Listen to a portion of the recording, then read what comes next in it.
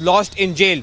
So yes, it has been mentioned in the ED supplementary chart sheet that it was not only Jacqueline Fernandez but her relatives and also her employees that benefited greatly from the extortion money, from this illegal money that conman Sukesh Chandrasekhar had generated.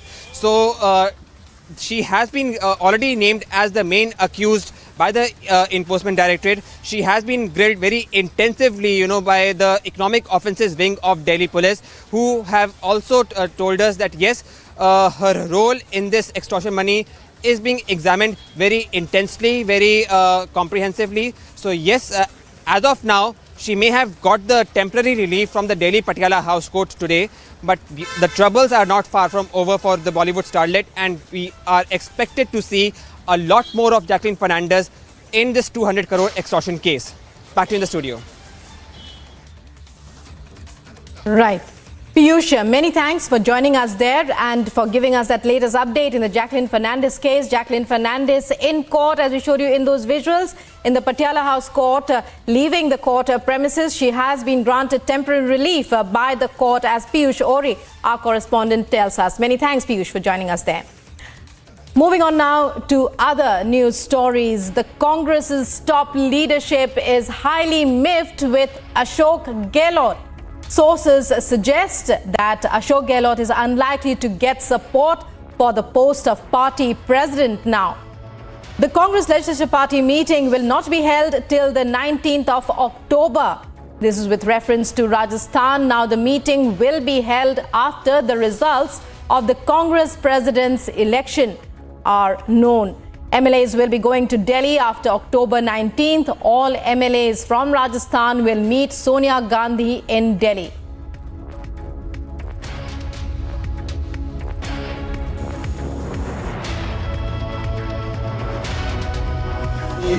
जो हो रहा है राजस्थान में वो Congress party का आंतरिक मामला है और इसीलिए भारतीय जनता पार्टी को इस विषय में कोई टिप्पणी नहीं करनी है, परंतु एक नागरिक के रूप में और खास करके राजस्थान से जुड़े हुए होने के नाते जिस प्रकार से राजस्थान को लगातार अस्थिरता में ढकेला गया है, केवल और केवल कुछ कांग्रेसियों की सत्ता की लालसा की वजह से, जब से ये सरकार जन्मी है 2018 में, ये अस्थिरता की कोख से निकली हुई सरकार ने बार बार राजस्थान की जनता के मुद्दों को पीछे करके कि किस प्रकार से राजस्थान में भ्रष्टाचार, बलात्कार, दंगा कम हो, इस पर कोई भी प्राथमिकता से कार्य नहीं किया गया है और बल्कि केवल सत्ता और सीट बचाने की कवायद लगातार राजस्थान देखता आ रहा है और इसीलिए बहुत जल्द राजस्थान इस अस्थिरता को खत्म करने का निर्णय भी लेगा। परंतु और 2-3 निष्कर्ष भी कल के और आज के घटनाक्रम से साफ हो जाते हैं और उनमें से एक निष्कर्ष ये है कि फर्जीवाड़ा करने के नाम पर जो चुनाव तथाकथित किए जा रहे थे, जिसमें कि ये सोच थी कि एक दरबारी को राष्ट्रीय अध्यक्ष बनाकर रिमोट कंट्रोल की तरह उसको संचालित किया जाएगा जैसे मनमोहन सिंह जी को किया जाता था, तो उसी दरबारी ने जयपुर में ही रिमोट की बैटरियों को निकालने का काम किया है। दूसरा निष्कर्ष ये साफ है कि किस प्रकार से गांधी परिवार, जो अपनी पूर्ण तरीके से जनता के बीच तो विश्वसनीयता खो ही चुका है, वो अब दरबारियों के बीच भी उसकी घटती हुई विश्वसनीयता का एक और प्रमाण सामने आ चुका है। और तीसरी बात ये भी स्पष्ट हो चुकी है कि किस प्रकार से आज ये सरकार जो राजस्थान में चल रही है, उसके लिए जनता का हित या जनता के मामले ये प्राथमिकता नहीं है, बल्कि केवल और केवल सत्ता बचाओ इनके लिए एक प्राथमिकता बन चुकी है। So the BJP slams the Gehlot government and says that while lawlessness prevails in Rajasthan, MLAs and their leaders in the state are squabbling over maintaining positions of power. And even as the Congress just imploding in yet another state in just before our eyes. And Piyush joining us once again. Piyush, well, what's happening now as far as Rajasthan is concerned?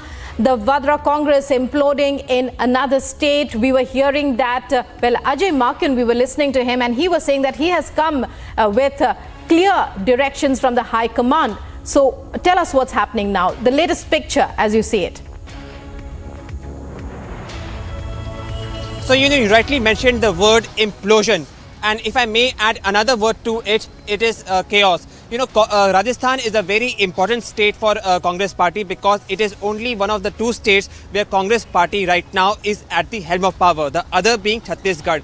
But you can understand the squabbling within the leaders, the quest for power, and a short-term vision as what one could see over there among the MLAs in the Rajasthan Congress party has ensured that this chaos and implosion of Congress party stands completed even within Rajasthan. So now, in order to prevent this further implosion, some leaders from Delhi were sent to Rajasthan. Some observers, as one would say, were sent from Delhi to Rajasthan to prevent the chaos. But it seems that the situation has not been improved, and it has Right, only Piyush, we'll be coming deteriorated back from to here you. on. Let's listen in to what Shehzad Poonawalla, spokesperson for the BJP, had to say on the matter.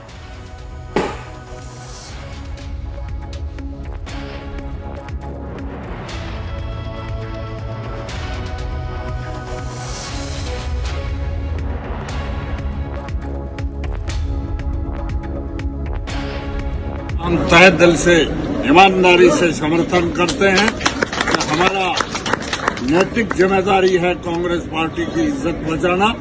High command के हुक्म के हम ताबेदार हैं, उनके हम कतई खिलाफ नहीं है।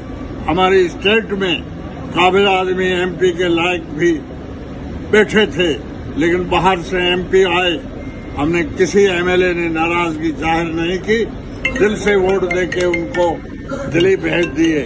हम अभी भी उसी इरादे के लायक हैं, लेकिन एक पार्टी के साथ जो गद्दारी करते हैं और पैसों से जो फिट जाते हैं, उनके नेतृत्व को हम स्वीकार नहीं करेंगे। अशोक गहलोत एक सादगी पसंद, ईमानदार और पार्टी का पक्का सिपाही है, जिसने 50 साल राजस्थान में कांग्रेस की सेवा की और देश में भी रहे।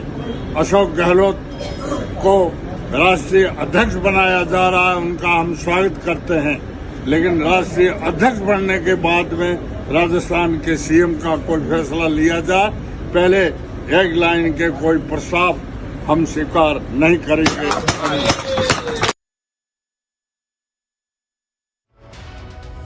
And so we are listening to leaders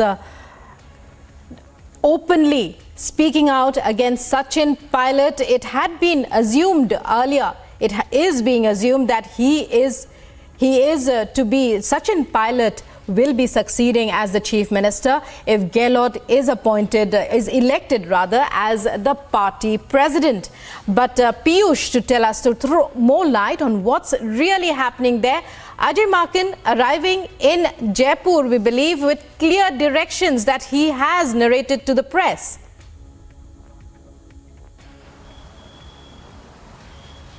Well, Rukma, let me confirm, let me also update to our viewers that in a short while from now, he will be leaving from Jaipur to Delhi, where he will be meeting with the top leadership. Ajay Maken along with Mallikarjun Kharge are now leaving from Jaipur to Delhi from 2 p.m. flight. They are all set to land in Delhi around 3 p.m. Directly, they will head to Congress headquarters and also they will hold a meeting there at Sonia Gandhi's residence in the evening, where KC Venugopal has already reached to Delhi. Along with KC Venugopal, other leaders will be meeting with Congress's interim president, and they will apprise Sonia Gandhi about the current situation in the state of Rajasthan. We also heard the voices coming in from Gehlot camp MLAs, where they are openly revolting against Sachin Pilot and acknowledging the role of Ashok Gehlot in the state, saying that he is the one who has always stood for the people, and Sachin Pilot is the one who went with BJP, and not only this, these MLAs have called him traitor. These MLAs have called Sachin Pilot a traitor. Not only these MLAs, but also Sachin Pilot, while having a one-on-one meeting with Ajay Maken and Mallikarjun Kharge, had also said that he would hand over the reins of Rajasthan only to a Congress loyalist, not to a traitor. So a lot could happen, even though 19th October is being set to be by the party as the crucial date. Many thanks, Piyush Mishra. for joining us there and for giving us that update. But a lot could happen till the 19th of October. Chaos brewing in the Rajasthan Congress. Many thanks, Piyush, once again. बताना चाहता हूं, हमारे साथी जरा leader लोग उसमें कम ध्यान देते हैं.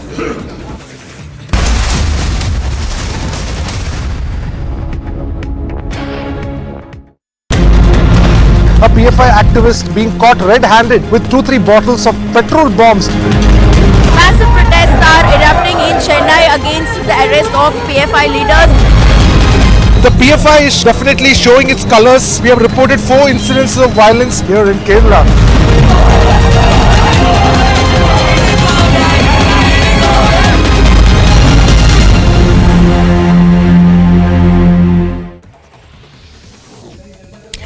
Nitish Kumar and Sharad Pawar lead the call for forming a united anti-BJP front for the 2024 polls. INLD leader Om Prakash Chautala and Shiromani Akali Dal's Sukhbir Singh Badal, both with a long history of fighting the Congress, were on the stage with several senior leaders. Meanwhile, BJP MP Sushil Modi took a dig on the opposition's show of strength.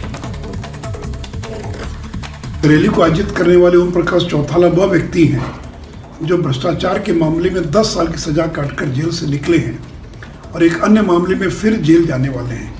जिस ओम प्रकाश चौटाला की party के हरियाणा में मात्र एक विधायक हैं, वो विपक्ष को एकजुट करने में लगे हैं. तो देखिए, नीतीश कुमार सफल नहीं हो पाएंगे जिस प्रकार का वो प्रयास कर रहे हैं. After a meeting that was a bid to unite opposition parties to take on the BJP in the 2024 general elections, Nitish Kumar and Lalu Yadav said there is a need to remove the BJP. This was Nitish Kumar's first meeting with the Gandhis since he severed ties with the BJP and joined hands with the RJD and the Congress to form the government in Bihar. Ghulam Nabi Azad, who recently broke ties with the Grand Old Party, is likely to reveal the name of his newly launched party. He will reportedly also unveil the flag of his outfit. However, the symbol will be given by the Election Commission later. आरोपियों ने कबूल किया है कि उन्होंने अंकिता को नहर में धक्का दिया था.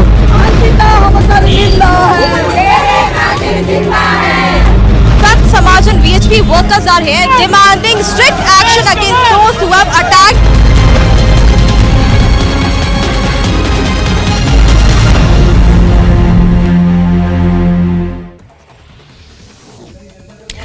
Nitish Kumar and Sharad Pawar lead the call for forming a united anti-BJP front for the 2024 polls. INLD leader Om Prakash Chautala and Shiromani Akali Dal's Sukhbir Singh Badal, both with a long history of fighting the Congress, were on the stage with several senior leaders. Meanwhile, BJP MP Sushil Modi took a dig on the opposition's show of strength.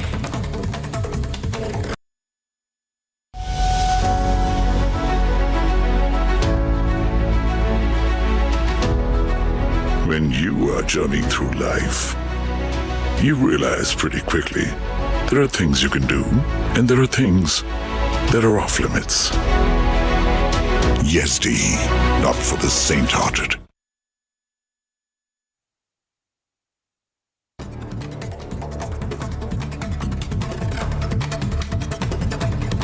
And other top stories making headlines as the video of an SDPI leader threatening the RSS goes viral. Permission has been denied to SDPI to hold a dharna at Jantar Mantar in order to maintain communal harmony, security and law and order arrangements in the jurisdiction in Delhi.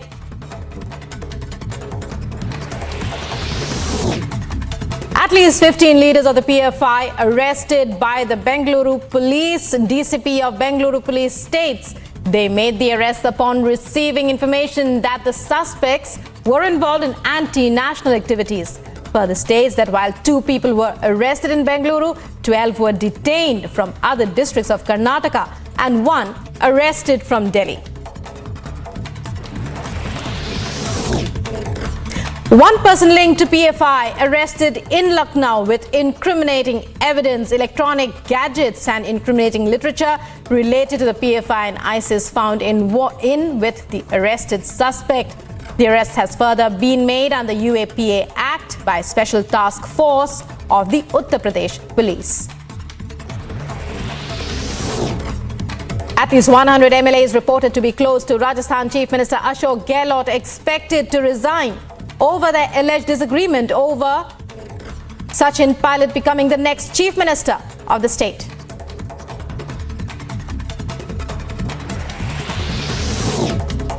AICC observers Mallikarjun Kharge and Ajay Makin have been called into Delhi in connection as a political crisis brews in Rajasthan, with MLAs from the state reportedly threatening to resign to speak to the two leaders. Further steps are to be decided by the Congress High Command.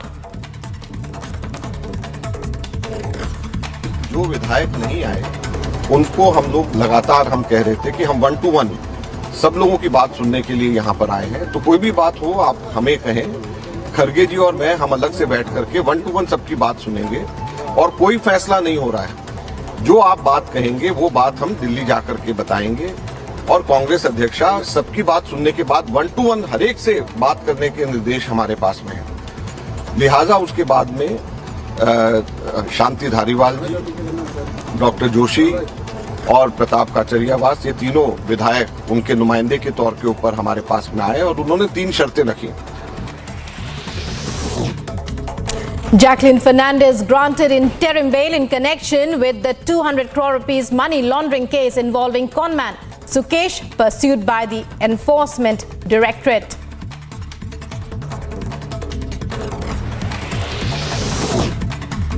Karnataka Chief Minister Basavaraj Bommai responds to PayCM campaign, stating he welcomes the campaign, calling it an imminent decline of the Congress, further going on to call it baseless. Captain Amarendra Singh, after joining the BJP, is expected to attend the first core committee meeting of the party in Punjab with issues related to the state and the Vidhan Sabha session to be discussed today. Governor of Karnataka, Thawarchand Gehlot, and Chief Minister Basavaraj Bommai receive President Draupadi Murmu as she arrives at Mysuru as part of her first visit to any state as the President of India.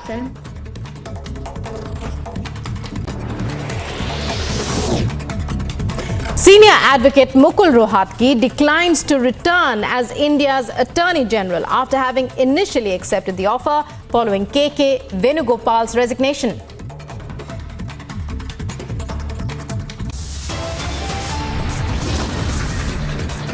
It's time now for another very short break. But coming up after that, all the details on the latest in the PFI swoop down by investigative agencies.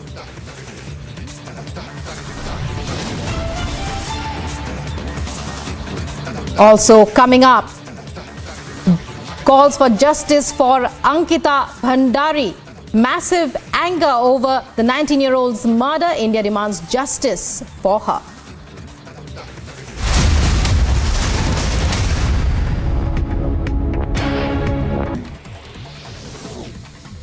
After a meeting that was a bid to unite opposition parties to take on the BJP in the 2024 general elections, Nitish Kumar and Lalu Yadav said there is a need to remove the BJP. This was Nitish Kumar's first meeting with the Gandhis since he severed ties with the BJP and joined hands with the RJD and the Congress to form the government in Bihar. Ghulam Nabi Azad, who recently broke ties with the Grand Old Party, is likely to reveal the name of his newly launched party. He will reportedly also unveil the flag of his outfit. However, the symbol will be given by the Election Commission later. आरोपियों ने कबूल किया है कि उन्होंने अंकिता को नहर में धक्का दिया था।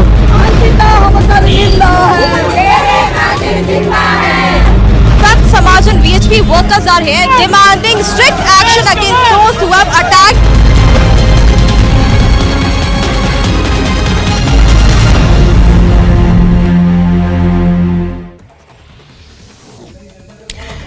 Nitish Kumar and Sharad Pawar lead the call for forming a united anti-BJP front for the 2024 polls. INLD leader Om Prakash Chautala and Shiromani Akali.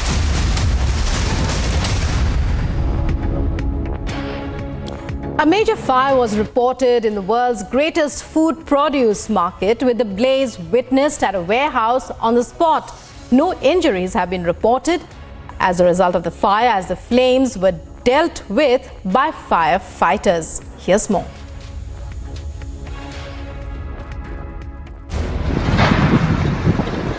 A major fire was witnessed at the world's largest market at the French capital of Paris. A column of dark smoke was witnessed through Paris as a warehouse in the market caught fire, though no injuries were reported in the incident. The market, considered as the largest of its kind, is a site that provides fresh supplies and produce for a large part of Paris as well as its surrounding regions. Firefighters urged people to stay away from the areas as they tackled the flames at the warehouse of the Rungis International Market. At least 12,000 people work at the market, with the market full of produce of varied kinds. The market itself is considered a town on its own accord. Agency report, Republic TV.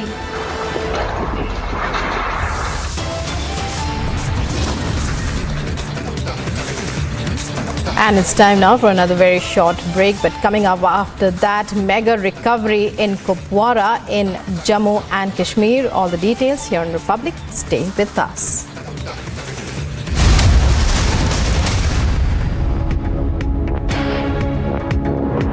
Amity has been ranked amongst the top 3% universities globally, a testimony to Amity's globally benchmarked quality. To apply, visit amity.edu. Nitish Kumar and Sharad Pawar lead the call for forming a united anti-BJP front for the 2024 polls. INLD leader Om Prakash Chautala and Shiromani Akali Dal's Sukhbir Singh Badal, both with a long history of fighting the Congress, were on the stage with several senior leaders. Meanwhile, BJP MP Sushil Modi took a dig on the opposition's show of strength. Rally को आयोजित करने वाले ओम प्रकाश चौटाला वह व्यक्ति हैं जो भ्रष्टाचार के मामले में 10 साल की सजा काटकर जेल से निकले हैं और एक अन्य मामले में फिर जेल जाने वाले हैं। जिस ओम प्रकाश चौटाला की पार्टी के हरियाणा में मात्र एक विधायक हैं, वो विपक्ष को एकजुट करने में लगे हैं। तो देखिए नीतीश कुमार सफल नहीं हो पाएंगे जिस प्रकार का वो प्रयास कर रहे हैं। The court is set to hear fresh pleas filed by ex-Maharashtra Home Minister Anil Deshmukh seeking bail in connection with cases registered against him. Two terrorists killed as security forces foil an infiltration bid near the line of control in the Himachal sector of Jammu and Kashmir's Kupwara district. 2 AK-47 rifles, 6 AK magazines, AK-47 rounds, 4 hand grenades, 2 pistols, 2 pistol magazines, 35 pistol rounds, along with Pakistani currency and food items found from the possessions of the neutralized terrorists.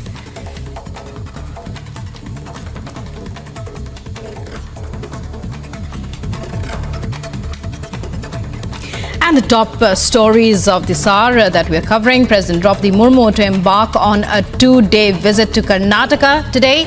This will be her first visit to the state after becoming the President of India. President Murmu will inaugurate the Mysuru Dashara festival at Chamundi Hills. She will also inaugurate the new campus of the Indian Institute of Information Technology at Dharwad. Defence Minister Rajnath Singh is scheduled to visit Kangra in Himachal Pradesh today to attend a felicitation ceremony for the families of soldiers who laid down their lives while serving the nation. आरोपियों ने कबूल किया है कि उन्होंने अंकिता को नहर में धक्का दिया था।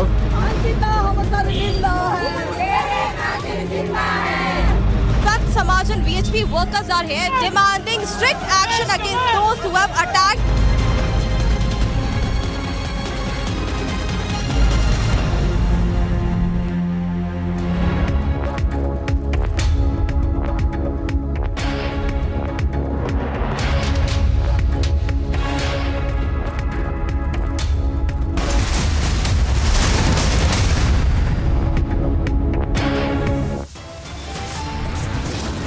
Lucknow, Kannur, Bengaluru, it's a mega swoop down on PFI.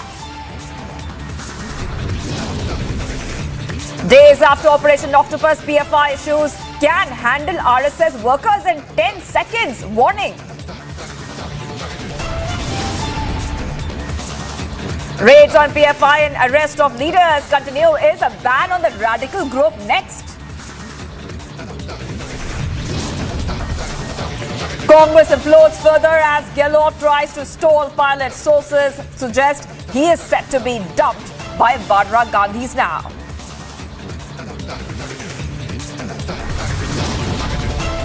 Massive anger over 19-year-old's murder. India demands justice for Ankita Bhandari.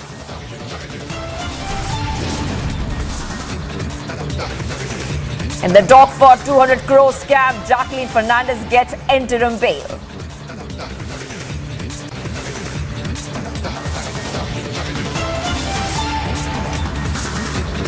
We are live and breaking this Monday afternoon. I am Shivangi Shukla. Let's go straight to the big story we are tracking right now. In a shocking video that has now come to light, SDPI top leader can be heard issuing threats to kill, I repeat, kill RSS workers. The tape comes days after Operation Octopus and the mega swoop down on PFI. Remember that NIA had conducted raids at PFI offices and many leaders were arrested. But right now, what we are learning is a shocking video which is coming out right now, where an SDPI top leader can be heard issuing threats to kill RSS workers. Big news coming in, where you can clearly see that the SDPI leader has, in fact, is seen openly threatening RSS workers in the wake of the centre's Octopus operation against the Popular Front of India, in which SDPI is the political face. So SDPI is the political face of the Popular Front of India. Remember that the NIA has conducted mega pan-India crackdown on the PFI for allegedly supporting terror activities in the country.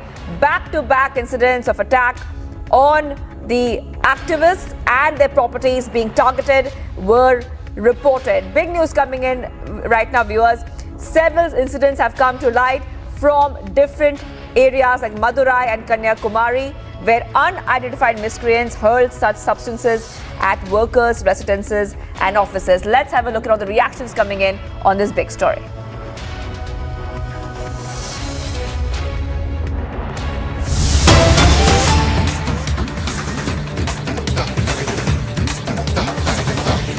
Investigation हो, पूरी जो भी conspiracy उसका पर्दाफाश हो और आगे जब कोर्ट में ट्रायल में हो तो उसका अच्छे से कन्विक्शन हो, प्रोसिक्यूशन और कन्विक्शन हो। तो मुद्दा सिर्फ वो है, ये कोई मुद्दा नहीं है कि कौन क्या होगा। जो चीज़ हमारे को इन्वेस्टिगेशन में सहायता दे रही है, जो हमारे केस को मजबूत करेगी, हम उस प्रकार से आगे बढ़ रहे हैं। सर, एक सवाल ये भी कि ये जो हीरोइन है इनके झांसे में फंसी, क्या लग रहा है अभी तक इन्वेस्टिगेशन में आखिर ये सारी हीरोइनें फंसती चली गई, नहीं समझ पाई चीज़ों को, क्यों आखिर ऐसा मतलब अभी तक की नहीं? देखिए, उसने एक तो कुछ ऐसे लोगों को पकड़ा हुआ था जो इनके आसपास जो कॉन्ड्यूट टाइप है। दूसरा, वो बातें ऐसी बड़ी बड़ी करता था कि जैसे किसी को बोल दिया मैं साउथ इंडिया के बड़े बड़े चैनल्स का मालिक हूँ, किसी को बोल दिया मैं बॉलीवुड का बड़ा प्रोड्यूसर हूँ, किसी को बोल दिया मैं बहुत बड़ा गवर्नमेंट सर्वेंट हूँ जो उस तरह की मेरे को मैंडेट है कि बड़े बड़े वो बनाने के। तो किसी को भी जिसको उसको लगता था कि जहाँ पे उसको उसकी कमज़ोर कड़ी लगती थी जिस इंसान की कि ये इस चीज़ से जल्दी झांसे में आएगा, वही दाव चल देता था। और इसको हमारा दुर्भाग्य कहेंगे कि लोग लालच में आके और लुटते रहे और बेवकूफ़ बनते रहे। तो सर, अब इन लोगों को दोबारा भी बुलाया जा सकता है, चाहे जैकलीन हो, चाहे वो निकिता बोली हो, चाहे सोफिया हो? देखिए, जब भी इन्वेस्टिगेशन चलता है, ये कहना कि अभी इसका कहाँ रोल ख़त्म हो गया या इसको दोबारा पूछताछ, जैसे जैसे फैक्ट्स आते जाते हैं, ज़रूरत होगी अवश्य बुलाएंगे, नहीं ज़रूरत होगी तो नहीं बुलाएंगे। सर, अभी कोई लेटेस्ट संबंध दिया है किसी को? नहीं, अभी किसी को नहीं।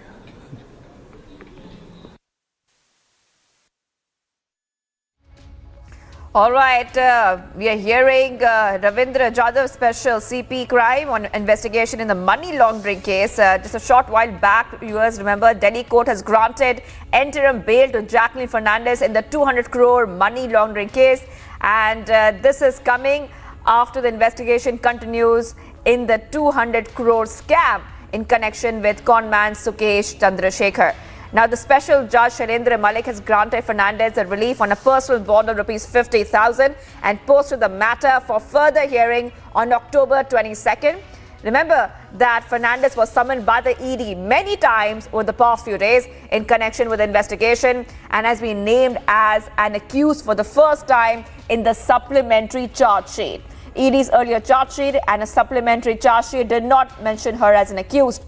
All right, let's go ahead to the big story we are tracking right now, and that is the SDPI workers. I repeat, the SDPI man's open threat to RSS post-operation Octopus. That's a big story we are tracking right now, viewers. A shocking video has emerged where an SDPI leader in Kerala can be very clearly seen, viewers, openly threatening RSS worker. Let's have a look at the reactions coming in on this big story.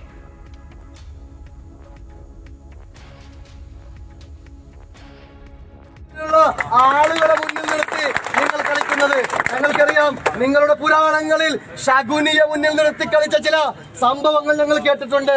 അതുപോലെ NIA-യും ED-യെയും പോലെയുള്ള ശകുനികളെ നിങ്ങൾ മുന്നിൽ നിർത്തി കളിക്കാതെ തന്തയ്ക്ക് പിറന്നവന്മാരാണെങ്കിൽ നിങ്ങൾ നേർക്ക് നേരെ തെരുവിലേക്ക് വേണം RSS-കാരെ എന്നാണ് ഞങ്ങൾക്ക് പറയാനുള്ളത്. അതുകൊണ്ട് ഇത്തരത്തിലുള്ള ആളുകളെ മുന്നിൽ നിർത്തി നിങ്ങൾ കളിക്കുന്നത് ഞങ്ങൾക്കറിയാം. നിങ്ങളുടെ പുരാണങ്ങളിൽ ശകുനിയെ മുന്നിൽ നിർത്തി കളിച്ച ചില സംഭവങ്ങൾ ഞങ്ങൾ കേട്ടിട്ടുണ്ട്. അതുപോലെ NIA-യും ED-യെയും പോലെയുള്ള ശകുനികളെ നിങ്ങൾ മുന്നിൽ നിർത്തി കളിക്കാതെ തന്തയ്ക്ക് പിറന്നവന്മാരാണെങ്കിൽ നിങ്ങൾ നേർക്ക് നേരെ തെരുവിലേക്ക് വേണം RSS-കാരെ എന്നാണ് ഞങ്ങൾക്ക് പറയാനുള്ളത്. അതുകൊണ്ട് all right, let's go straight to Ashwin. Ashwin, a very, very shocking statement there. And you know what is very interesting, Ashwin, and very shocking at the same time? The crowd is cheering the SDPI man and raising slogans in bid to show their support for the SDPI leader. Absolutely, absolutely. Now, who is this person? Our viewers also need to know. His name is Shiju Bakar, and he is one of the unit president of the SDPI at Aluva. Now, he has made the speech during the time of the strike that had called in, and protests were happening at various places. So one happened in Aluva also, and that is where this particular speech was done. There are multiple things problematic about the speech. One, of course, a direct call to telling RSS workers to come onto the street, and they will handle them it is very close. If you hear the entire speech, it is very close to saying almost finishing them in 10 seconds time, because obviously Kerala has not forgotten how Palakkad RSS worker was hacked to death in less than 10 seconds, and this was a gory reminder by the man on the street on the day when a protest was being held by the PFI, stating that give us 10 seconds on the street. And it is an open call to the RSS. Number two, he has also stated just before this entire tape, which is also caught on tape, he says that we are ready to, ready to fight for our ideals, and if we cannot, we are ready to to face martyrdom from the Almighty. Now, this is SDPI is a political outfit, and now he is bringing in religious connotations to this entire speech and trying to invoke and trying to move people. This is something which is problematic. Now, what we see today is this statement is absolutely crude. It is serious in nature, and vehement and immediate action must be taken by the law enforcement, not only the state law enforcement but also by the center as well. So right now, this is there has been no political reactions or stating anything condemning this particular statement which has been made by the SDPI worker. But what we see today, what we saw yesterday, was a direct raid in Kannur in multiple places, led by the DCP of Kannur, Ratnakar, along with 5 police stations were directly involved.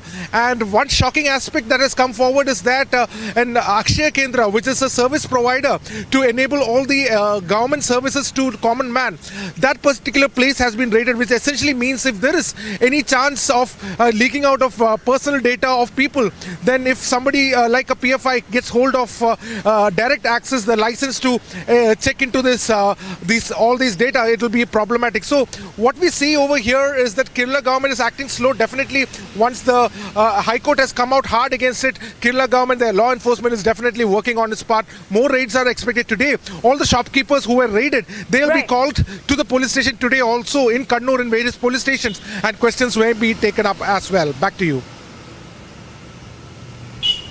All right, Ashwin, just a quick word I want to go to Varshini, because Varshini, raids were conducted in by Kerala police at several shops and establishments with links to Popular Front of India in Kannur. Tell us more about that, because a lot of recoveries were made, electronic devices including laptops, CPUs and mobile phones, and records of financial transactions were taken by the police for further checks. Varshini. Well, absolutely, yes. After the massive crackdown that the NIA came up with in several states in the country, even in Tamil Nadu, there was a huge raid that took place at several places throughout the state, and we saw that the NIA did take away a lot of things from the PFI headquarters in Chennai, as well as the other offices in the several parts of the state, and as much as of material evidence that has been obtained from other states like Kerala and Karnataka. In Tamil Nadu, there has been only very little of material evidence. There have been a lot of documents and papers are what was seized from the offices, but at the same time 11 people have been arrested and protests have been going on, and there have been many other steps that has been taken by the PFI as well. In this case, they have been coming out and taking it out on the roads. They have been protesting, and there have been several instances of petrol bomb hurlings that has been taken place at a lot of BJP and RSS functionaries' houses and offices, and even cars have been set ablaze. There have been many violent activities that has been taken place in the state in the past few days, which is definitely not gone very well with the police, and now the police are trying to investigate in all these cases and are trying to make sure that no angle of investigation is left out. And we also hear that in one or two cases there might have been people who have been taken into custody who are from the PFI. Therefore, these kind of criminal activities that have been happening in the recent few days are also being linked to this PFI raids that took place last week, and several people from the PFI are also being are linked to these crimes that's going on. Therefore, investigation is currently on full swing, and as soon as there is an official confirmation from the police, we will get to know whether these people from the PFI are really the reason behind these kind of criminal activities that are taking place in the state in the past few days. Therefore, we'll have to wait and see about what kind of a report that comes out from the investigation.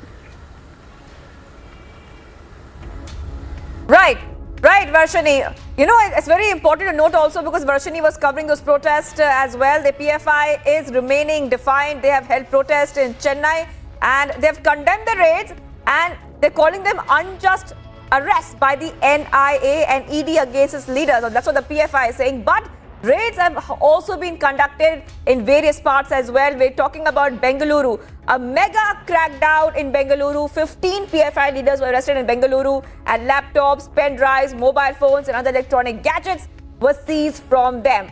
Police have received information about anti-national activities. Prajwal, take us to the details. Now it is coming to light that the Bengaluru East police have also apprehended yet another person, Mohammad Ashraf, who is still under judicial remand, and he will be produced before the court today and will be taken into police custody. We understand that Mohammad Ashraf is the resident of Mangaluru in Karnataka, and he was the PFI convener for Karnataka, Jharkhand and Orissa, and he was the one who was supervising, monitoring and executing the plans of the PFI across all the three states. Now he is also acting as as a channel of communication by monitoring all the other, communication channels over here. And he was trying to create a base for the PFI in Karnataka, especially in coastal Karnataka, with the help of the PFI cadres from Jharkhand and Orissa, because their background would not be known to the local police and they can easily evade identification. So this is now coming to light, and the cops are also monitoring several other messaging platforms and also communication channels too, because initially it was learned that they were using social media platforms such as WhatsApp, Facebook, Messengers and Telegram, but it is now being stated that they were using other modes of communication. So the other modes of communication remains to be revealed, because as of now the cops are tight-lipped and are not giving out much investigation, because they strongly believe that this might hamper the investigation process.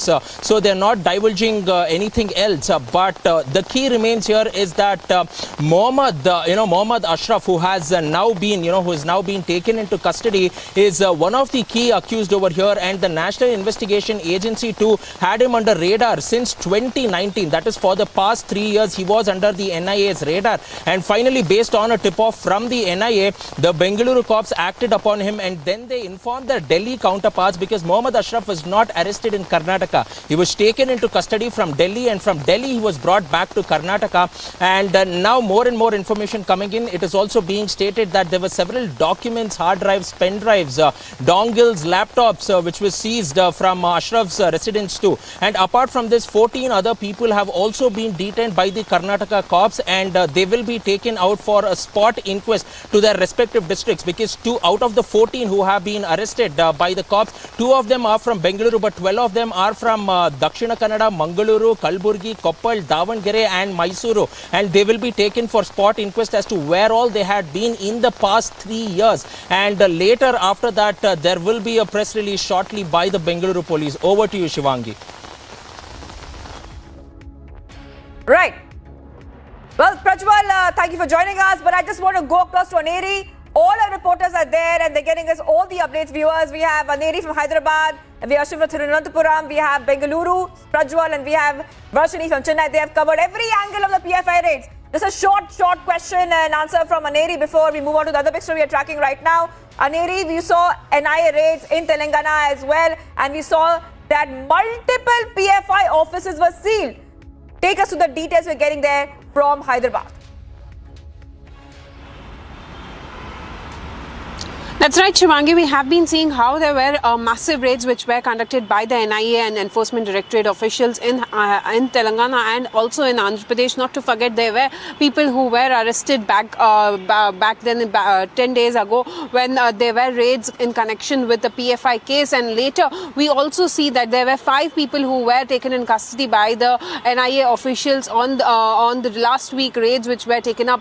Well, we have been seeing how the NIA officials conducted raids at various locations, especially at the PFI office, which was also later seized by the NIA officials, and they also had seized a lot of documents and also a few materials which were important for the further investigation, because we have been seeing how these PFI activists have been working and also spreading an anti-India ideology. So definitely a mega crackdown by the NIA officials, and also near about 15 state agencies were also a part of this Operation Octopus, which was planned, there were months of planning which underwent for this Operation Octopus, which took place on Thursday last week.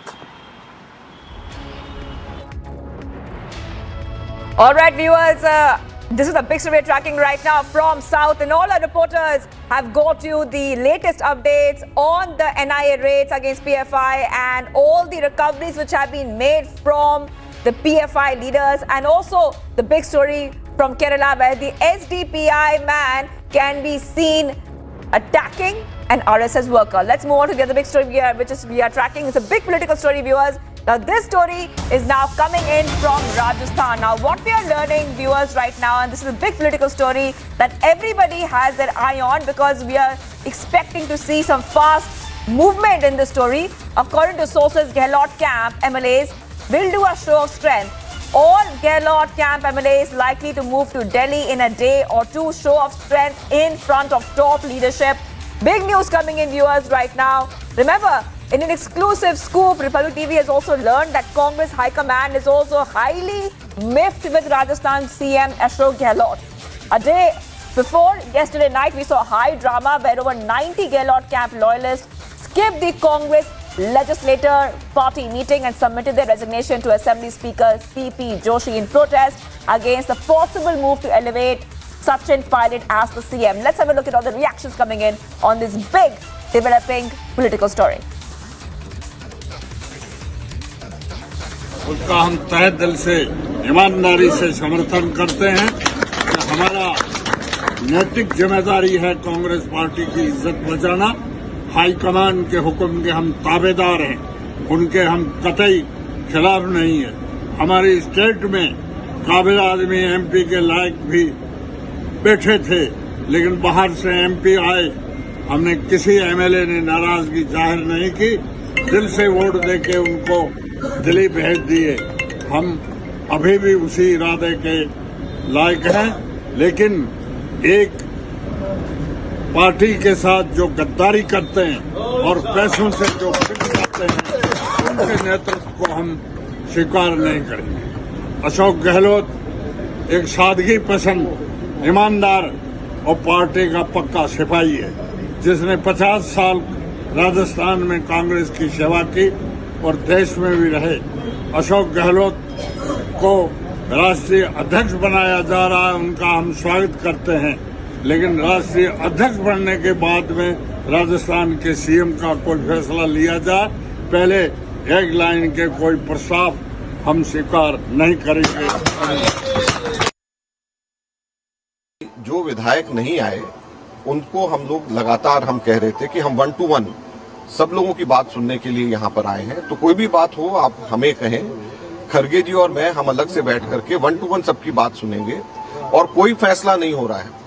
जो आप बात कहेंगे वो बात हम दिल्ली जाकर के बताएंगे और कांग्रेस अध्यक्षा सबकी बात सुनने के बाद 1 to 1 हर एक से बात करने के निर्देश हमारे पास में है।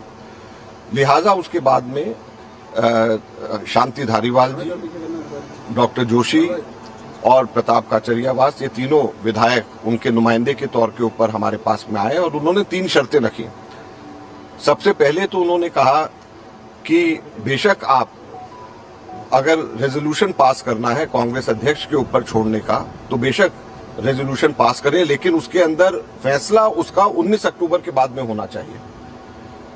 तो हमने कहा कि अगर अशोक गहलोत जी रेजोल्यूशन मूव करते हैं कि कांग्रेस अध्यक्ष के ऊपर सब चीजें छोड़ी जा रही हैं और 19 अक्टूबर के बाद में, क्योंकि अब अशोक गहलोत जी खुद ये कह चुके हैं कि वो कांग्रेस अध्यक्ष का के उम्मीदवार हैं, तो 19 अक्टूबर के बाद में जब वो खुद अध्यक्ष बन जाएंगे तो अपने ही रेजोल्यूशन के ऊपर अपने आप को ही एम्पावर कर रहे हैं, तो इससे बड़ा कन्फ्लिक्ट ऑफ इंटरेस्ट नहीं हो सकता, तो ये आप इसको मत करिए। लेकिन उन्होंने कहा नहीं, ये पब्लिकली आपको कहना पड़ेगा और रेजोल्यूशन का हिस्सा बनाना पड़ेगा कि बेशक रेजोल्यूशन आज पास हो। All right, let's go straight to Piyush Mishra, who's tracking the story very, very close from Jaipur. Piyush, we are seeing fast and hectic developments in this story, Piyush.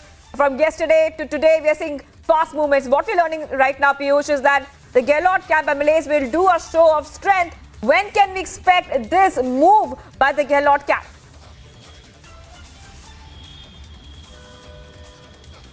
Well, planning for the same is taking place there at a crucial meeting which is right now underway at one of the close aides of Gehlot's residence. This is what we are learning from our sources, and what we are now learning is that all the MLAs from Gehlot camp, they are now also to move to Delhi to do a show of strength in front of top leadership, to tell to leadership that they are standing united in support of Ashok Gehlot. And if Ashok Gehlot is not made, is not being asked to continue as the Chief Minister, and if he is being asked to quit as he has to file for the nomination, then one of the close aides of Ashok Gehlot or Congress loyalists should be made the Chief Minister. This is what these MLAs are going to tell to the top leadership, and for that they are doing intense planning here in Jaipur. This is what top कि जब लौटेंगे मुलाकात करके तो शायद वो इस पर कोई चर्चा करें, क्योंकि उनका बोलना, उनका बयान बहुत जरूरी है। जो हालात पिछले 24 घंटे में बने हैं, कल से जिस तरह की उथल पुथल अचानक राजस्थान की सियासत में मच गई है और उससे बहुत सारे सवाल पैदा हो गए हैं। आला कमान की पोजीशन क्या है, आला कमान की ताकत क्या है, शक्ति प्रदर्शन क्यों किया जा रहा है, क्यों गांधी परिवार को चुनौती दी जा रही है राजस्थान से, और क्या पायलट फ्यूचर है राजस्थान की राजनीति का, या फिर गहलोत राजस्थान में ही रहेंगे और अध्यक्ष पद की जो उम्मीदवारी का दावा उन्होंने किया था वो छोड़ देंगे। बहुत सारे सवाल हैं जिनका जवाब देना अभी बाकी है। और इस बीच देखिए, ये बहुत बड़ा घटनाक्रम है, क्योंकि अभी ऐसा लग रहा था कि शायद मुख्यमंत्री से मुलाकात नहीं होगी और सीधा जो दोनों पर्यवेक्षक हैं अजय माकन और मल्लिकार्जुन खड़गे वो दिल्ली लौट जाएंगे। लेकिन ऐसा लग रहा है कि शायद यहाँ पर जो भी गलतफहमियां हो, क्या पता सीएम गहलोत ये स्पष्ट करना चाहते हो कि क्या स्थितियां बनी हुई हैं या वो क्या करने वाले हैं आगे। ये भी हो सकता है कि वो मामले को संभालने की भी कोशिश कर सकते हैं, या जिस तरह की अनुशासनहीनता की बात सामने आ रही है उसके ऊपर भी कोई चर्चा हो सकती है। तो ये बहुत बड़ा घटनाक्रम है कि मुख्यमंत्री खुद यहाँ पर आए हैं। देखना होगा कि अब क्या मोड़ लेता है ये जो पूरी स्थिति बनी हुई है। इस बड़ी खबर पर Alright, viewers, we are seeing this first visuals, first and exclusive in Republic.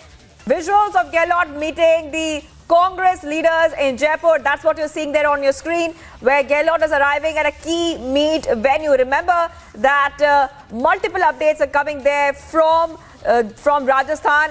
We're getting some exclusive scoops as well, where we are learning that Congress High Command is miffed with Rajasthan CM Gehlot over his loyalist tantrums. But we're also learning, viewers, and we are tracking the story after a very, very short break. We're also learning at this point of time that there will be a show of strength that the MLAs of the Gehlot camp will do in New Delhi. Stay tuned. Much more coming up on the other side.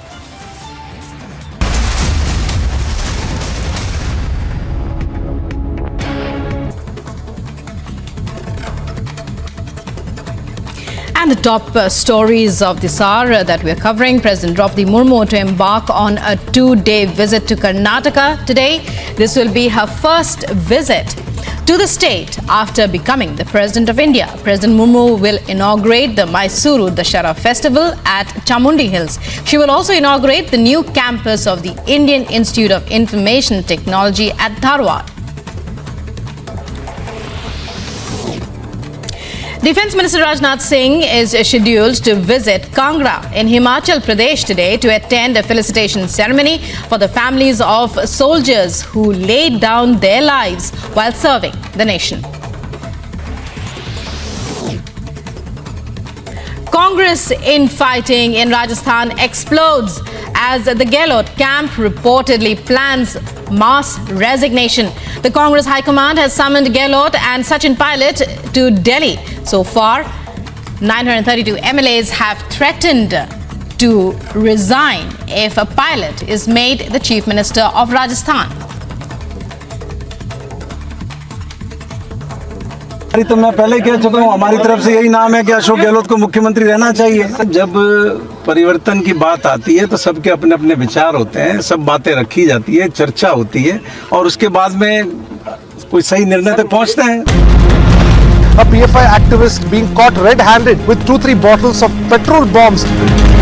Massive protests are erupting in Chennai against the arrest of PFI leaders. The PFI is definitely showing its colors. We have reported 4 incidents of violence here in Kerala.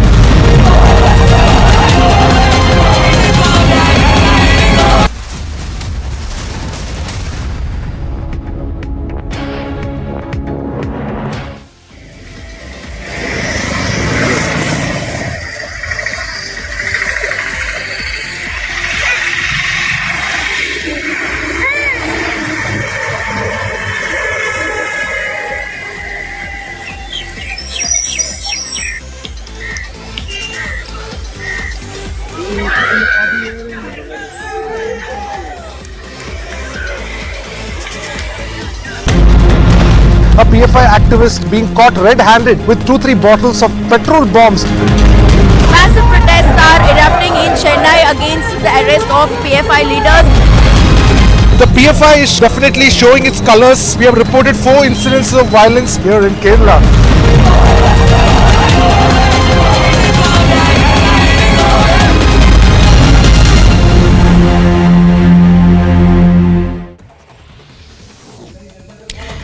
Nitish Kumar and Sharad Pawar lead the call for forming a united anti-BJP front for the 2024 polls. INLD leader Om Prakash Chautala and Shiromani Akali Dal's Sukhbir Singh Badal, both with a long history of fighting the Congress, were on the stage with several senior leaders. Meanwhile, BJP MP Sushil Modi took a dig on the opposition's show of strength. Rally को आयोजित करने वाले ओम प्रकाश चौटाला वह व्यक्ति हैं जो भ्रष्टाचार के मामले में 10 साल की सजा काटकर जेल से निकले हैं और एक अन्य मामले में फिर जेल जाने वाले हैं। जिस ओम प्रकाश चौटाला की पार्टी के हरियाणा में मात्र एक विधायक हैं, वो विपक्ष को एकजुट करने में लगे हैं। तो देखिए, नीतीश कुमार सफल नहीं हो पाएंगे जिस प्रकार का वो प्रयास कर रहे हैं। After a meeting that was a bid to unite opposition parties to take on the BJP in the 2024 general elections, Nitish Kumar and Lalu Yadav said there is a need to remove the BJP. This was Nitish Kumar's first meeting with the Gandhis since he severed ties with the BJP and joined hands with the RJD and the Congress to form the government in Bihar. Ghulam Nabi Azad, who recently broke ties with the Grand Old Party, is likely to reveal the name of his newly launched party. He will reportedly also unveil the flag of his outfit. However, the symbol will be given by the elected.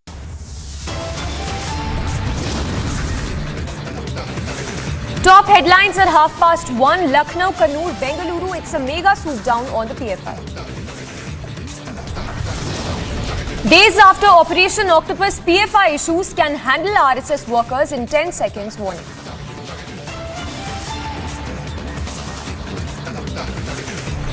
Raids on PFI and arrests of leaders continue. Is a ban on the radical group next?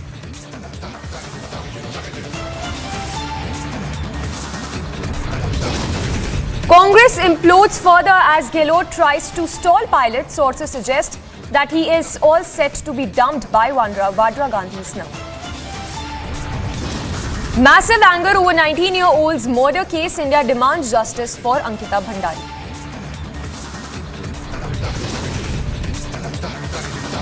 In the 200 crore scam, Jacqueline Fernandez gets interim bail.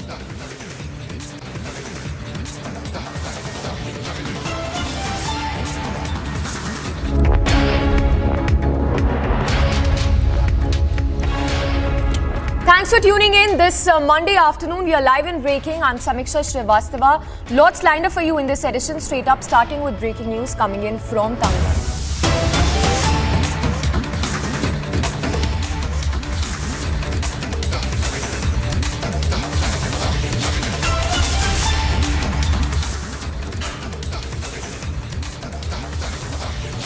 And news coming in from Tamil Nadu, where 14 PFI workers have been arrested in the state. We understand that the state police has also released the list of the accused arrested in the petrol bomb that was hurled in fact, the hurling incidents that have been reported across the state. A total of 19 arrests have been made. 14 people from the PFI have been arrested in the petrol bomb hurling related crimes. Incidents, remember, happened in Coimbatore, Madurai and Salem districts of Tamil Nadu. We'll go across to Varshini as well.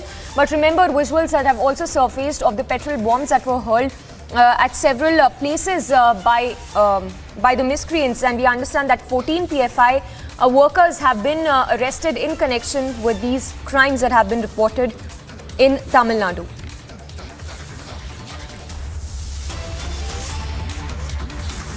And those are the first visuals as well coming in from Tamil Nadu, the arrests that have been made by the Tamil Nadu police. So mega crackdown on the PFI workers that continue across the country. Visuals coming in from Tamil Nadu, where 14 PFI workers have been arrested over incidents related to hurling of petrol bombs at several places. The incidents that have come to light in the last few days are from Coimbatore, Madurai and Salem districts of Tamil Nadu.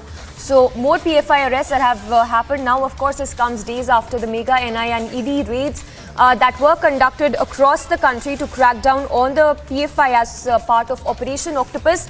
Varshini reporting live from Chennai. Varshini, that's again a mega crackdown. 14 PFI workers that have been arrested by the state police. Give us more details. Well, yes, Samiksha, 14 people have now been arrested regarding the cases that have been registered about the petrol bomb hurling that took place at several places in the state of Tamil Nadu in the past few days. Initially, the first petrol bomb hurling case was reported in Coimbatore at the BJP office. Later, it was also seen in many other districts such as Salem, Erode, Madurai, Thoothukudi, Dindigul, and so many districts. And so far, Tamil Nadu police have registered 19 cases, and they have started investigation from the past few days, and now they have announced that they have made 14 arrests related to this matter. They have arrested people from the PFI, Ilyas, Mohammad Rafiq, Sadiq Basha, Ramiz Raja, etc. from Coimbatore for 2 cases there, and also Ali Kader Hussain from Salem, Samshuddin and Bawa from Madurai, and Sikandar from Dindigul, and Saddam Hussain, Ashik, Jafar, Khalil Rahman from Erode are the 14 PFI workers who have been arrested for related to these petrol bomb hurlings, though there were several speculations about these petrol bomb hurlings and who could have done that in the past few days. Now it's come to light that PFI workers around the state are responsible for petrol bomb hurlings, and this has not just happened on any random place, but they have been selectively making sure that BJP and RSS workers' houses and office were their targets, and that's why these 19 cases have been registered. Though the cases are more than the arrests that have been made right now, there is an expectation that the police will be making more arrests in the future as well. By today or tomorrow there could be more arrests being made in this matter, since there are 19 cases that have been registered and only 14 people have been arrested so far. Therefore, as of now, we get to learn that all these crimes, the petrol bomb hurling crimes that have been reported in the state in the past few days are done by PFI workers, and 14 of them have now been arrested, and the lookout for much more people who could have been involved in this are now on. All right, Varshini, thank you for all those details. We'll keep coming back to you for more updates on that. So, Varshini reporting live from Chennai on the mega crackdown that continues on the PFI workers in Tamil Nadu. Moving on to more breaking news coming in. This one from Kerala, where the state police conducted raids in Kannur at the residence and locations that were linked to the PFI workers. We'll go across to Ashwin as well for more details as well. But remember, this comes days after the RSS office that was also attacked with petrol bombs in Kannur district of Kerala. The visuals on your screens from Kerala itself. Remember a video that has also surfaced of an SDPI worker issuing an open threat saying we'll handle the RSS workers in 10 seconds. So that's an open threat that was issued by the SDPI leader on tape. That's the update coming in. But for now, moving on to more newsbreak coming in on the political turmoil that has hit the state of Rajasthan.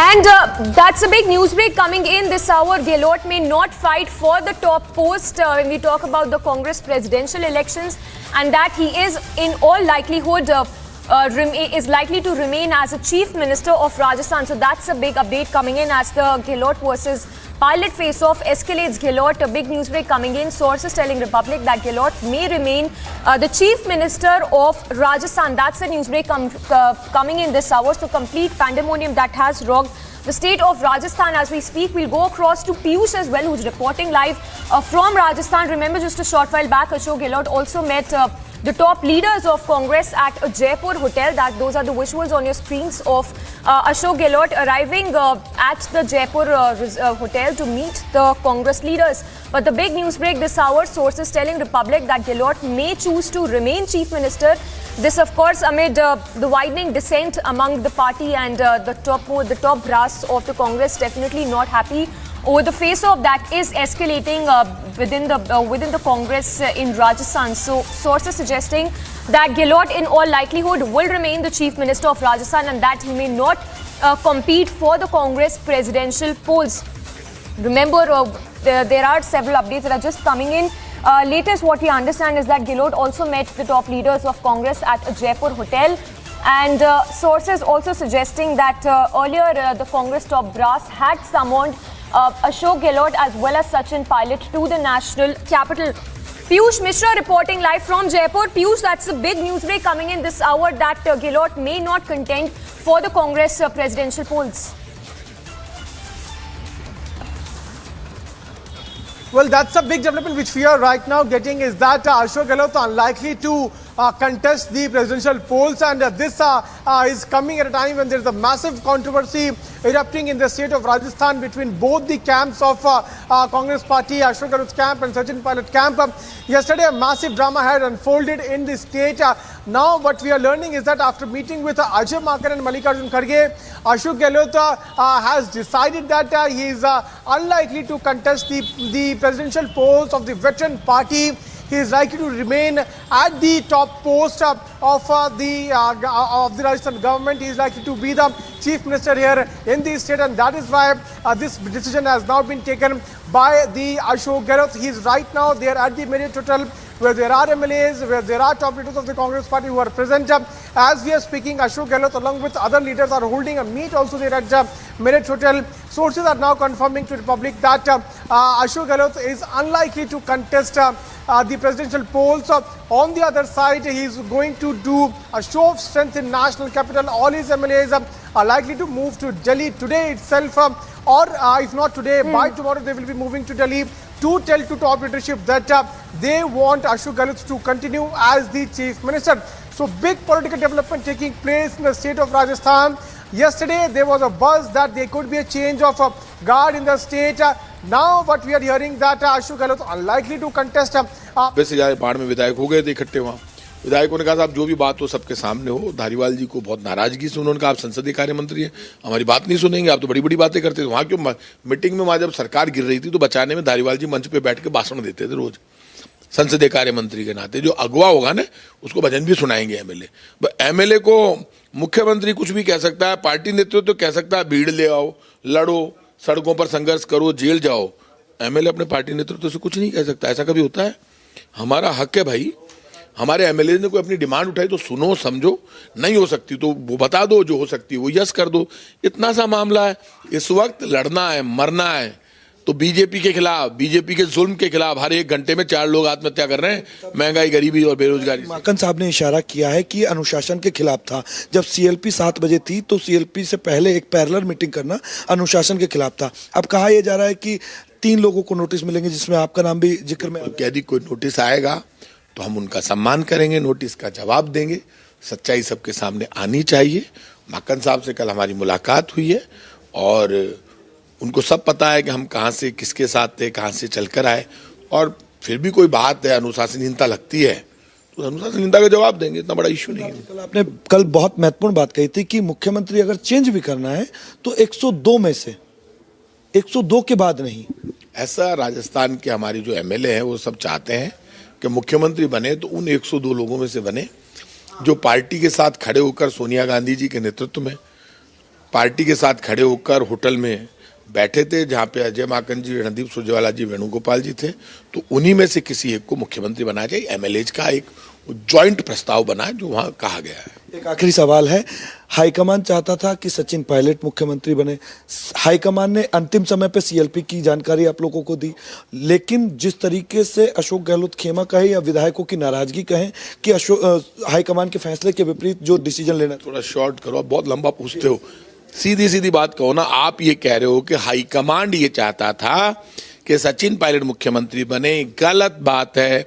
High command का ऐसा कोई आदेश अजय माकन जी और खड़गे साहब ने हमको नहीं दिया कि सोनिया गांधी जी, राहुल गांधी जी या प्रियंका गांधी जी ये चाहती है कि सचिन पायलट जी मुख्यमंत्री बने। ऐसा कोई आदेश हमें उन्होंने नहीं दिया, ऐसी कोई सूचना हमारे पास नहीं। ये मीडिया का प्रोजेक्शन है, गलत बात।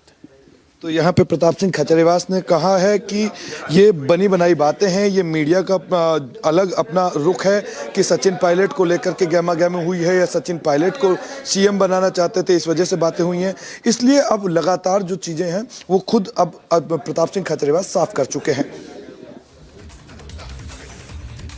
So interesting fast-paced developments there. Sources now telling Republic that Ashok Gehlot may not contest for the Congress presidential polls. Piyush there reporting live from Jaipur.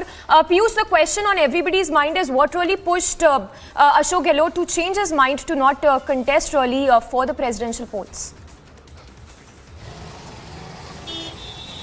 Well, what we are now learning, Samiksha, is that looking at the changing circumstances in the state, Ashok Gehlot has now decided not to contest the presidential polls. Remember that he was also to file for the nomination in a day or two. Friday is the last date. Before that, all the candidates will have to file their nomination. But we are now hearing that after the top leadership getting miffed with Ashok Gehlot, he has now decided not to contest the presidential polls. So this is certainly suggesting that for Ashok Gehlot, party is not important, but the government is, and that is why he has decided to continue as the chief minister of the state. He does not want to hand over the chief ministership to any other person, and if by any chance he will have to, then it should go only and only to one of his close aides, not to Sachin Pilot, because he has already told to observers, Ajay Makan and Mallikarjun Kharge, that he would be handing over the chief minister's post only to a party loyalist, not to a traitor. So that is what we are hearing right now. He is also, Ashok Gehlot is also holding a meeting there at Marriott Hotel with the party observers. Ajay Makan has just left from Marriott Hotel. He is on his way to airport. He is going to catch a 2 p.m. flight. From there, he will be reaching to Delhi. By evening today, we can expect a decision to be taken by the top leadership of the Congress party on the controversy which is brewing here in Rajasthan. Remember that Ajay Makan, Mallikarjun Kharge and also KC Venugopal are going to the part of that big meet which will take place at 10 Janpath at Sonia Gandhi's residence, where the top leadership will be taking a decision on the controversy, on the political crisis here in the state. But Ashok Gehlot is now making it very clear that he wants to be the chief minister, he wants to continue as the chief minister, and even if by any chance he has to put down his papers, then he would want that his loyalist, Congress loyalist, becomes the part of government and not the traitor. Yes. Piyush, so does this imply that Gehlot is probably going all out to block Pilot from becoming the Chief Minister of Rajasthan? And if at all that happens, if Ashok Gehlot actually backs out, who are the main contenders who would be contesting for the Congress presidential polls? Well, there are multiple names. Those are doing rounds, which includes the name of Mr. Dotatsra, also Dr. C.P. Joshi, also other top aides. Shanti Dhariwal is also one of them, because remember that he is the one who had also held that particular meeting at his residence. He, along with 90 MLAs, had moved from his residence only towards the C.P. Joshi's residence for handling over their resignations. So there are multiple names. Those are doing rounds here in Rajasthan, who could be the likely contenders for the next chief minister of Rajasthan. Much more is now coming on the other side of this short break as political controversy continues to erupt here in the state of Rajasthan. Stay tuned for more updates.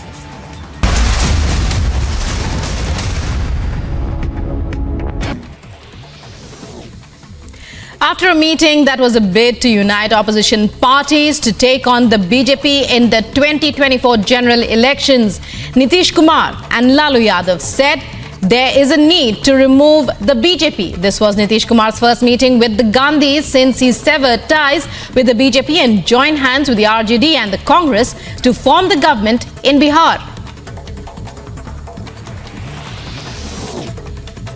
Ghulam Nabi Azad, who recently broke ties with the Grand Old Party, is likely to reveal the name of his newly launched party. He will reportedly also unveil the flag of his outfit. However, the symbol will be given by the Election Commission later. आरोपियों ने कबूल किया है कि उन्होंने अंकिता को नहर में धक्का दिया था।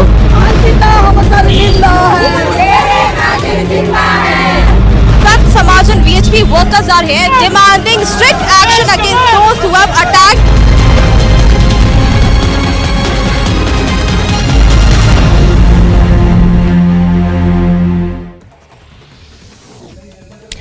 Nitish Kumar and Sharad Pawar lead the call for forming a united anti-BJP front for the 2024 polls. INLD leader Om Prakash Chautala and Shiromani Akali Dal's Sukhbir Singh Badal, both with a long history of fighting the Congress, were on the stage with several senior leaders. Meanwhile, BJP MP Sushil Modi took a dig on the opposition's show of strength.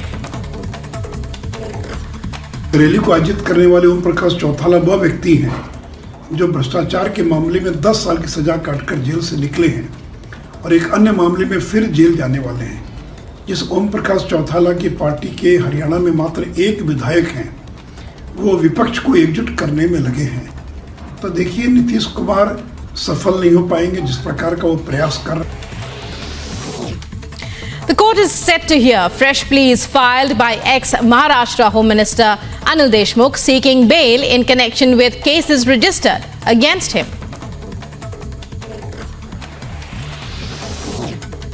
Two terrorists killed as security forces foil an infiltration bid near the line of control in the Himachal sector of Jammu and Kashmir's Kupwara district. 2 AK-47 rifles, 6 AK magazines, AK-47 rounds, 4 hand grenades, 2 pistols, 2 pistol magazines, 35 pistol rounds, along with Pakistani currency and food items found from the possessions of the neutralized terrorists.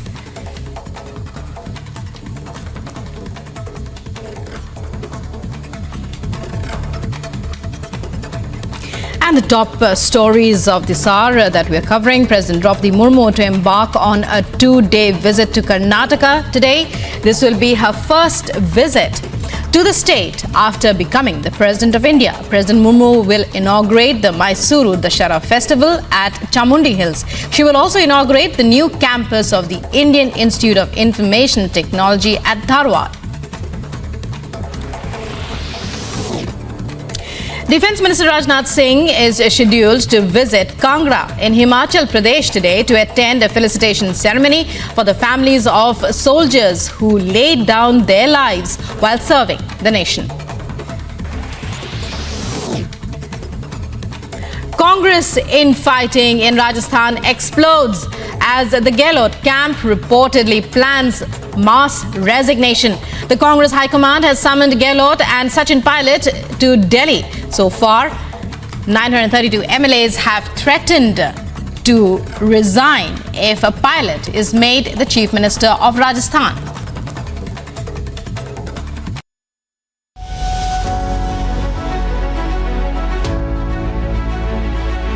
When you are journeying through life, you realize pretty quickly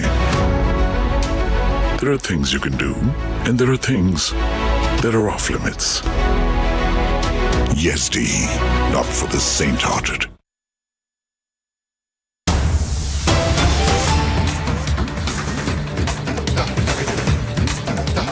And update coming in on the Malegaon blast probe. We are now given to understand that the special NI court has issued a bailable warrant against former ATS officer who arrested accused number 1 Sadhvi Pragya. The officer was called in to record the statement but did not turn up, after which the court issued a bailable warrant against the former ATS officer. We are given to understand that the next date for the hearing is 27th of September, which is tomorrow. Big development in the Malegaon blast case, where a bailable warrant has been issued against former ATS officer in connection with this case. Now, this is a bailable warrant and this has been issued for not turning up in the court. Alisha joining us live for more details. Alisha, that's a big update coming in on the Malegaon bomb blast case. Give us more details. Well, yes, it's a day-to-day trial which has been ongoing in the Malegaon blast case, and importantly where today there was an appearance, a statement that has to be recorded of the former ATS officer. And what we have been told that in the beginning, when the Maharashtra ATS was looking into the matter, he was the one who has arrested Sadhvi Pragya and the other 4 accused as well.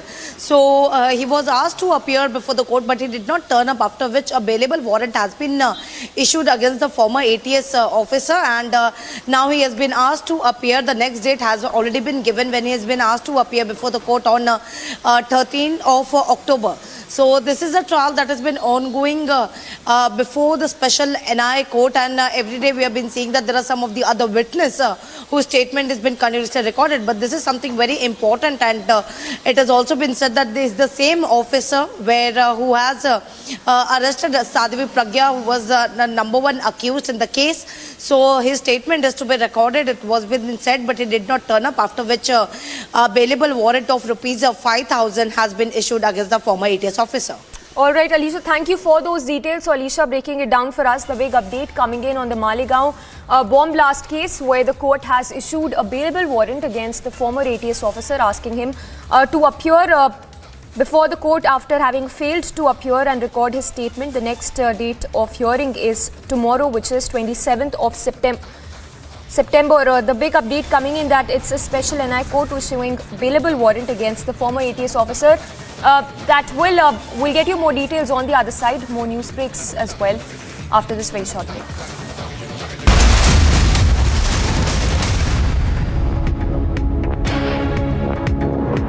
Amity has been ranked amongst the top 3% universities globally, a testimony to Amity's globally benchmarked quality. To apply, visit amity.edu. Nitish Kumar and Sharad Pawar lead the call for forming a united anti-BJP front for the 2024 polls. INLD leader Om Prakash Chautala and Shiromani Akali Dal's Sukhbir Singh Badal, both with a long history of fighting the Congress, were on the stage with several senior leaders. Meanwhile, BJP MP Sushil Modi took a dig on the opposition's show of strength. Rally को आयोजित करने वाले ओम प्रकाश चौटाला वह व्यक्ति हैं जो भ्रष्टाचार के मामले में 10 साल की सजा काटकर जेल से निकले हैं और एक अन्य मामले में फिर जेल जाने वाले हैं। जिस ओम प्रकाश चौटाला की पार्टी के हरियाणा में मात्र एक विधायक हैं, वो विपक्ष को एकजुट करने में लगे हैं। तो देखिए नीतीश कुमार सफल नहीं हो पाएंगे जिस प्रकार का वो प्रयास कर रहे हैं। The court is set to hear fresh pleas filed by ex-Maharashtra Home Minister Anil Deshmukh seeking bail in connection with cases registered against him.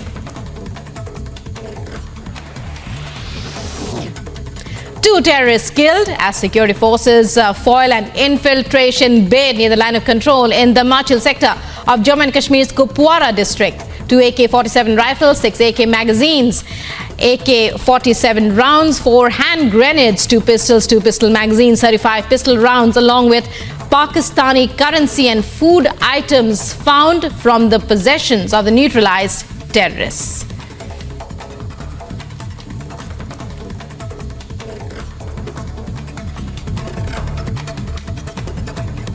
And the top stories of this hour that we're covering: President Draupadi Murmu to embark on a 2-day visit to Karnataka today. This will be her first visit to the state after becoming the President of India. President Murmu will inaugurate the Mysuru Dashara festival at Chamundi Hills. She will also inaugurate the new campus of the Indian Institute of Information Technology at Dharwad.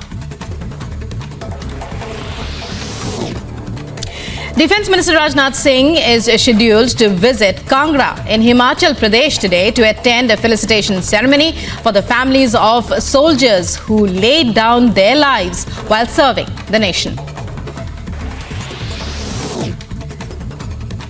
Congress infighting in Rajasthan explodes as the Gehlot camp reportedly plans mass resignation. The Congress High Command has summoned Gehlot and Sachin Pilot to Delhi. So far, 932 MLAs have threatened to resign if a Pilot is made the Chief Minister of Rajasthan.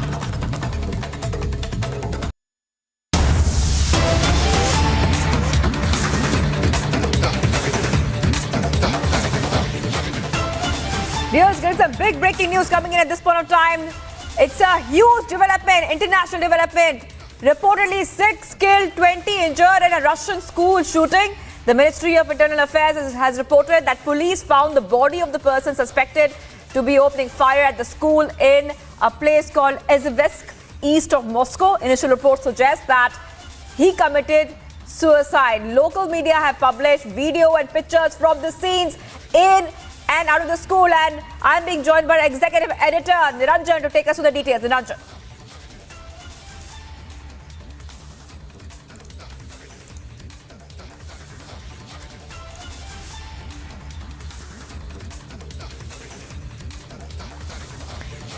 Big news coming in. First videos of Russian school shooting. Viewers on your screen right now. Big development. Local media has also published videos and pictures from the scenes in and around school. Niranjan is joining me from my Mumbai newsroom. Niranjan, this is a big development coming in of a shooting, and 6 killed. That's a big number. 6 killed. What are you learning so far? Yeah, can you hear me now? Just checking if my audio is coming through. 6 people have been killed. We are hearing that 6 students have been killed, over 20 injured in the shooting here. That's the first pictures that are coming in. From Izhevsk. Izhevsk is east of Moscow. And the Russian Ministry of Internal Affairs. The Russian Ministry of Internal Affairs has confirmed that they have found a body of who they believe suspect to be the gunman in this particular incident. From the details being shared on the in the Russian media and by Russian news agencies, they believe that the shooter committed suicide. The shooter may have killed himself, is what the Russian media reports are suggesting.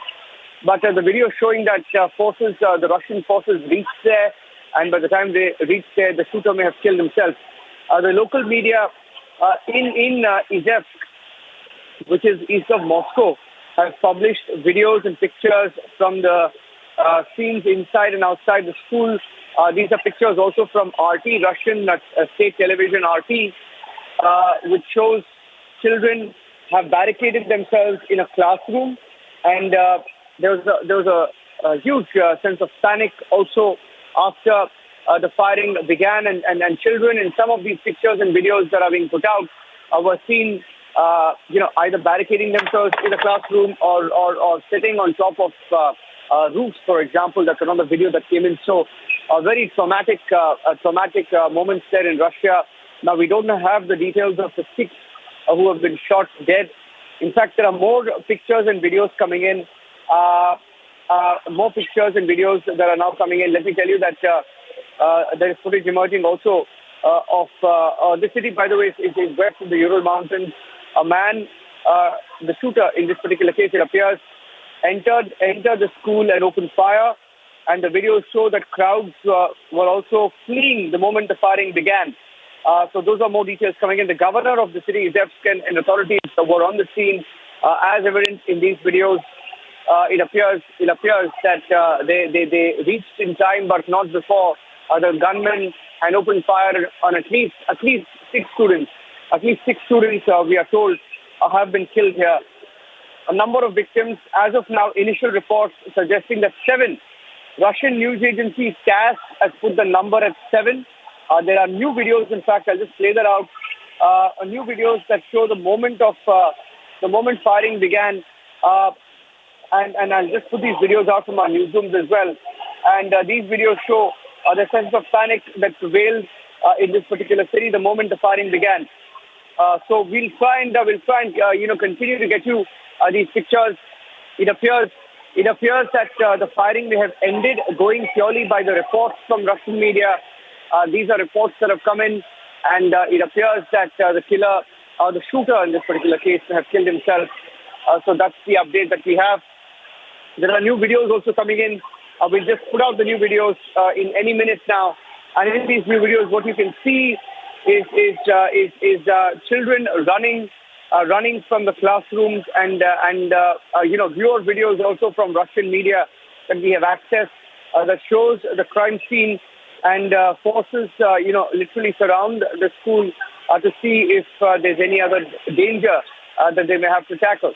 So those are some of the images. Meanwhile, let's also tell you that in other videos that have been accessed, you can see that those who are injured by the bullets in the firing, in the indiscriminate firing, they were also taken out of the school, and ambulances were seen at the site, and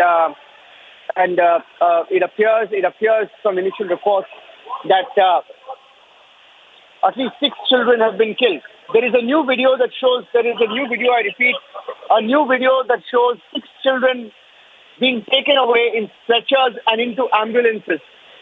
So this is from Izhevsk once again. Izhevsk in east of Moscow, and it appears from initial reports that the shooter, I repeat, may have killed himself.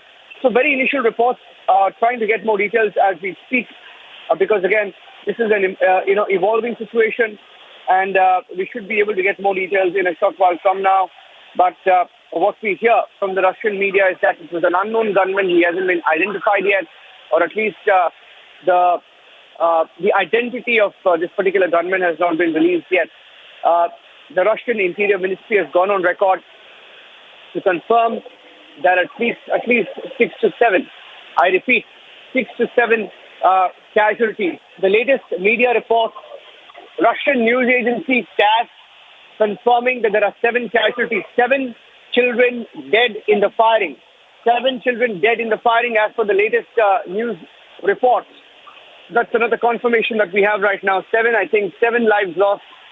This is not the first time. In fact, we had recently, earlier this year, I clearly remember there was another incident of firing that took place, and it appears now that the casualty numbers may rise because 7, that number was at 6. Now, a Russian news agency is saying that it's gone up to 7, and it could go up further. So that's the breaking news update. The moment we have some more updates, so we should be able to share that with you. But just to go through the facts at hand, being that the Ministry of Internal Affairs in Russia has reported that the police has found the body of a person suspected of opening the fire at a school east of Moscow. Reports suggesting that the gunman, killed himself after opening indiscriminate fire. The local media has also released videos that shows the aftermath of the firing, pictures from both inside the classroom and outside the classroom. In one such picture from inside the classroom, you can see that perhaps what seems like bodies of little children in classrooms are lying on the floor after the shooting. Children in many of these classrooms also barricaded themselves after the firing began. So these are some details that we picked up.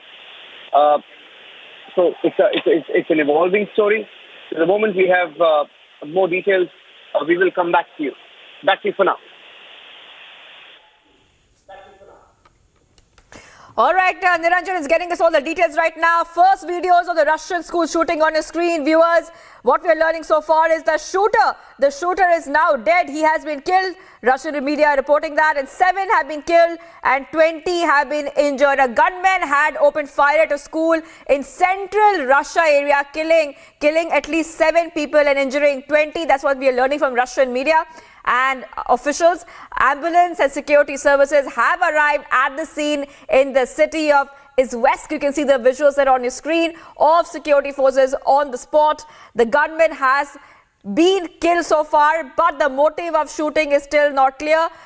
This is like Niranjan said, our executive editor. It's an evolving story. We'll be getting you all the updates on the story as we get them. But what we can also tell you is a shooting took place at a school where almost, according to reports, 1,000 pupils studied and 80 teachers were present as well. So big news coming in, viewers. 7 killed in Russian school shooting. It's a mass shooting, another case of mass shooting. This time it is coming in from Russia, and we can tell you that this is a big incident. In fact, the shooter has been killed now. Big news coming in, viewers, at this point of time. And in fact, mass shootings are taking place in Russia with increased frequency. This is also, we can tell you, there have been past incidents of shooting in Russia that have been reported.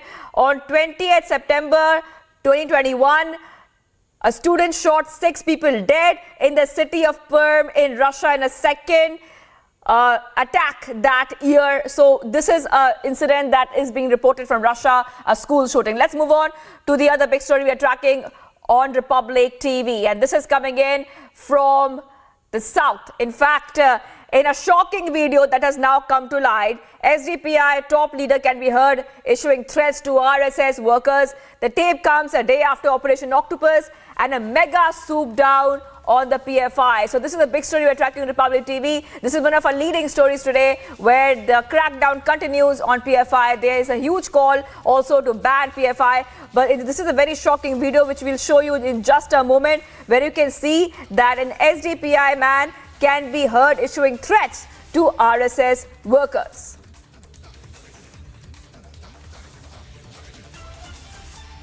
പരിപാലിക്കുന്ന സർവ്വലോകത്തിന്റെ ഉടമയായ അല്ലാഹു ാണ് ഞങ്ങൾ പ്രതിജ്ഞ ചെയ്തിരിക്കുന്നത്. അല്ലദീന യഖൂലൂന റബ്ബനാ അഖ്രിജ്നാ മിൻ ഹാദിഹിൽ ഖറിയത്തിൽ ളാലിമീൻ അഹ്ലുഹാ വജഅൽ ലനാ മിൻ ലദുൻക വലിയ വജഅൽ ലനാ മിൻ ലദുൻക നസീറാ. ഈ രാജ്യത്തെ സ്ത്രീകളും കുട്ടികളും വൃദ്ധന്മാരും അവരെ ഇരകളാക്കപ്പെട്ടുകൊണ്ട് ആക്രമിക്കപ്പെടുമ്പോൾ ഞങ്ങൾക്കൊരു രക്ഷകനെത്ത അല്ലാഹുവേ എന്ന് പറഞ്ഞുകൊണ്ട് ഈ സമൂഹത്തിന്റെ മുമ്പിൽ നിന്നുകൊണ്ട് പ്രാർത്ഥിക്കുമ്പോൾ നിങ്ങൾ എന്തുകൊണ്ട് അല്ലാഹുവിന്റെ മാർഗത്തിൽ പോരാടുന്നില്ല എന്ന അല്ലാഹുവിന്റെ ചോദ്യത്തിന്റെ മുമ്പിൽ ഉത്തരം കൊടുത്തവരാണ്. RSSന്റെ വേട്ടപ്പട്ടികളാണ് ഞങ്ങൾക്ക് പറയാനുള്ളത്. നിങ്ങളുടെ മുമ്പിൽ ഞങ്ങൾ തോറ്റു തരില്ല. ഒന്നല്ലെങ്കിൽ ഈ ആദർശം ഈ രാജ്യത്ത് വിജയിക്കും, അല്ലെങ്കിൽ ഞങ്ങൾ കണ്ണിലെണ്ണൊഴിച്ച് കാത്തിരിക്കുന്ന അരക്തസാക്ഷിത്വം ഞങ്ങൾ പുൽകും.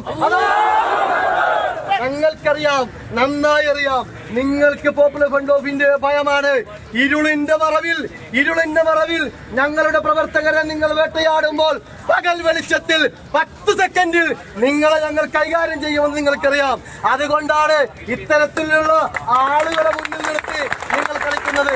ഞങ്ങൾക്കറിയാം, നിങ്ങളുടെ പുരാണങ്ങളിൽ ശകുനിയെ മുന്നിൽ നിർത്തി കളിച്ച ചില സംഭവങ്ങൾ ഞങ്ങൾ കേട്ടിട്ടുണ്ട്.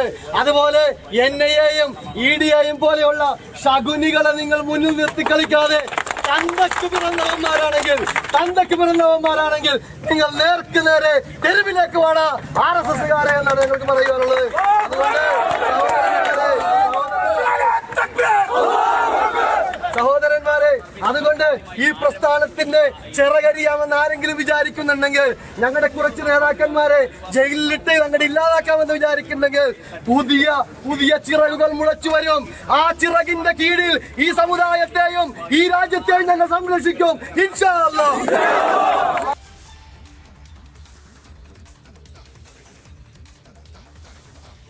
All right, viewers, so big news coming in right now. This is the PFI raids which are taking place, and at this point of time, mega crackdown is happening in different places. Raids were conducted by Kerala police at several shops and establishments with links to Popular Front of India in Kannur on Sunday. Electronic devices, including laptops, CPUs, and mobile phones, and records of financial transactions were taken by the police for further checks. Big news coming in. National crackdown on PFI continues, viewers. And we are tracking the story very closely for the past few days. Remember, it all started after the NIA conducted mega pan-India crackdown on the PFI for allegedly supporting terror activities in the country. Back-to-back incidents of attack on activists and the properties being targeted were reported. And several incidents have come to light from various areas where unidentified miscreants have hurled and assaulted RSS workers, residences and offices as well. Big news coming in, viewers, at this point of time. It's a massive crackdown on the PFI. Now remember, back on September 22nd this month, the nationwide crackdown on the PFI was initiated with directions from the government of India and has condemned Operation Octopus. All right, I'm being joined by Ashwin. Ashwin is joining me from Thiruvananthapuram. Ashwin, this is the big news we're tracking right now, and multiple updates are coming in. The crackdown on PFI, it is a very, very strong message being sent right now by the government. Take us to the latest details we're learning. All right, some audio issue. I'll be getting back to Ashwin in just a second. He's going to take us through all the details at this point of time.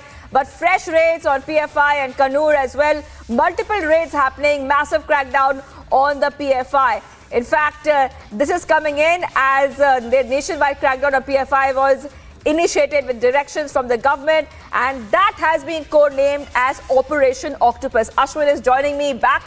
Ashwin, if you can hear me, we're glad to have you back with us. We also have got some new updates, Ashwin, which we just got in the past half an hour, where 14 PFI workers have also been arrested in Tamil Nadu. Multiple updates coming in, and the crackdown on PFI continues for days now. Ashwin, take us to the details we're learning right now. Well, Priyanka, the kind of crackdown that has happened in terms of a nationwide crackdown it holds much importance because for the first time perhaps there is this coordinated crackdown where NIA was leading and even 15 state agencies was also part of it. Now, it looks like the crackdown was just the tip of the iceberg because clearly today on Sunday when in Kannur where we saw a lot of incidents of violence following the arrest of PFI workers, the DCP of Kannur has led another raid where some of the top supermarkets, grocery shops, Aadhaar Kendras as well as several other electronic and mobile shops have all been raided and some incriminating documents have also been received. These are all been given for forensic for further analysis. Now when you talk about the news that is coming in just a while ago from Tamil Nadu also where 14 arrest has happened of the PFI workers, certainly one can clearly and safely say that the operation Octopus is not yet over. What we see is that a continuous continuous monitoring and then followed by which action is being taken to gather more information because the NIA remand report has also stated very categorically and very shockingly that the PFI had made a hit list of top leaders of one particular community and they were planning to attack. Now it is in context of this such strong actions has been taken. We see even in Kerala the police has woken up. In Kannur there has been raids that has happened as we speak today. In Kannur, the shopkeepers whose establishments were raided, they have been called in today by the police to further question. So it looks like this is going to continue for a very long time. I'm coming back to you. We're getting some big breaking. We're getting some big breaking right now. Ashwin, hold on for a second. Coming in from Kerala's Kozhikode, where protests have erupted outside the Providence Girls Higher Secondary School in Kozhikode after 11th standard girl was not allowed to come to school wearing hijab. School authorities had informed the girl and the parents on the matter. Big news coming in after Karnataka hijab protests in Kerala. One more controversy is erupted in Kerala's Kozhikode. Ashwin, I'm coming back to you at this point of time. Take us to the details we're learning on this big breaking development. The Providence Higher Secondary School in Kozhikode had earlier stopped, told a 11th standard girl not to wear the hijab because that is not part of the uniform. And then followed by which she had taken a TC and left the institution. But this has been seen as a pivot by some of the Muslim organizations. Now, two organizations come to fore. One is the SIO, which is the youth wing of the Welfare Party of India, and the second one is the MSF, that is the youth wing of the Muslim League. Now, these two youth organizations had taken out a march and protested in front of the school premises as well. We could see large number of women also taking part in this protest, demanding that the school's recognition must be taken out because it has worked apparently in an anti-constitutional manner. Now, this has raked in a lot of protest. Right now, these visuals speak for itself. The activists were taken out by the police as they resorted to some kind of violence. They were taken out, they were taken into detention as well by the police. The school has maintained that it is part of the decorum and the uniform and it will not budge under any kind of circumstances. This has come from Kozhikode, from the Providence Higher Secondary Girls' School. It's a girls' school, remember. It's a girls' school in Kozhikode, and now the protesters have been taken out. Meanwhile, the Supreme Court is hearing this matter. At that time, this case now holds more importance because the SIO, which is part of the Welfare Party, the youth wing of the Welfare Party, and the Muslim League, which is known to have a very secular credential, has also come out stating that this is anti-constitutional and the school uniform must in fact work around to help where the girl wear a hijab and practice her religious rights inside the school as well. So what needs to be seen is how the police will handle it. Today, the police has taken some of the activists into detention. That has happened, but will it lead to a larger debate needs to be seen. Ashwin, I'll be coming back to you. I'll be coming back to you for this story from Kerala. I'm being joined by Brinda Adige, activist on the phone line. What is the reaction coming in right now? Because what we are learning so far is that protests have erupted outside a school in Kozhikode after a girl was not allowed to come to school wearing a hijab. I do not understand why they must have a protest, and if the protest is becoming violent, that's even worse.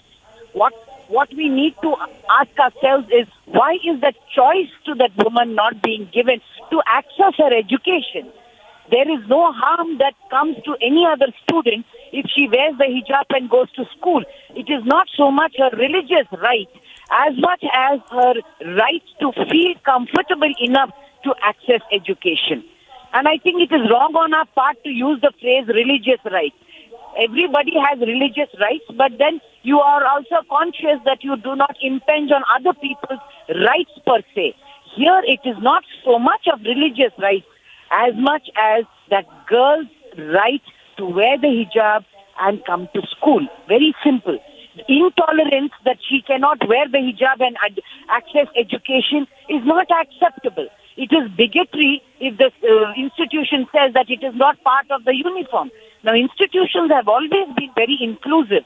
It is the last couple of months and years we are seeing this kind of increased intolerance, increased bigotry, and all of it every time falls on the shoulders of the woman. Whether it is a ghungat or an hijab, I have always said are both regressive.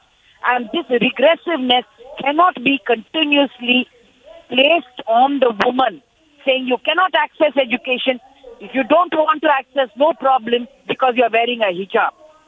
That I think my government and educational institutions must start looking at seriously. Right. All right. Thank you, Brinda Arige, activist, for joining us on Republic TV. I just want to go back to Ashwin. Ashwin, we are seeing major protests. In fact, our viewers, if they're watching Republic TV, can see how much of chaos there is right now over this incident, the protest over the hijab. And now we are seeing, Ashwin, also that as this matter is also in the Supreme Court, we are seeing that it has spread to Kerala. And that is very interesting at this point of time, that from Karnataka, the hijab row is now spreading to Kerala. Ashwin.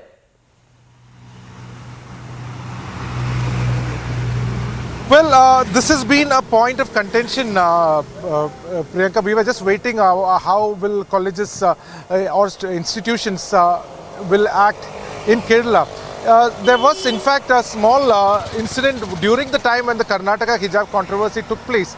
In Wayanad, for instance, a Christian-aided school had also done a similar thing. And then, due to the public pressure that was put in, the school finally relented to the demands and allowed, although the school principal had very equivocally stated that this will not be allowed, later, under the kind of political pressure that was put, this issue was, working against the favor of the school's uniform. But now we see today another school, a Providence school. Now remember, Priyanka, this is a girls' school. Hold on for a second. Ashwin, I am coming back to you. I'm sorry to interrupt you. I'm coming back to you. I'm being joined by Tom Vadakan from the BJP. Thank you for joining us, Mr. Vadakan. What is your reaction coming in right now? Like Ashwin was also telling us, our reporter on ground, he's also making it very clear that it seems as if from Karnataka, the hijab row is now spread over to Kerala. What do you make of this, Tom Vadakan?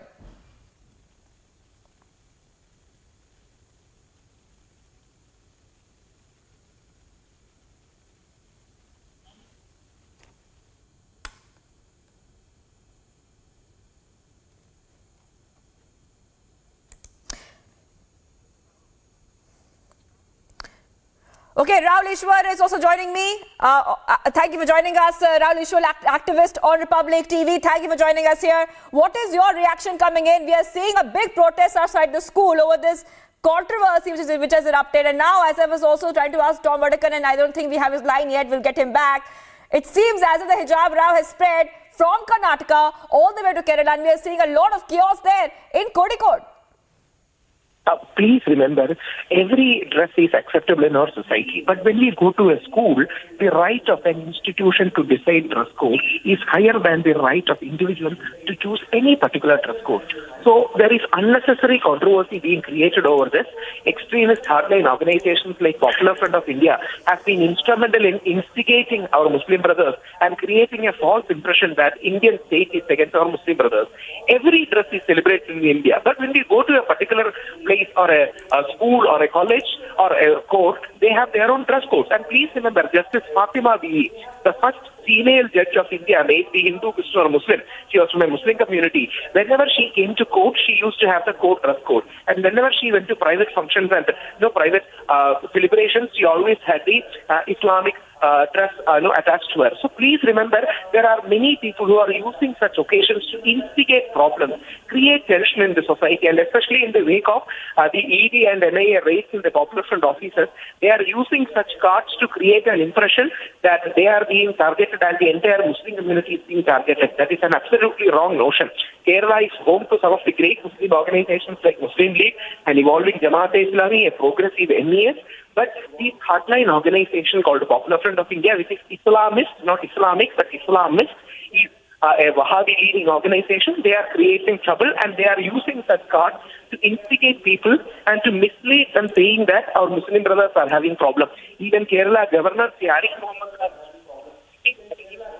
Today we lost Aryadan Muhammad, who is a great leader from Muslim community, which is accepted and celebrated by all communities.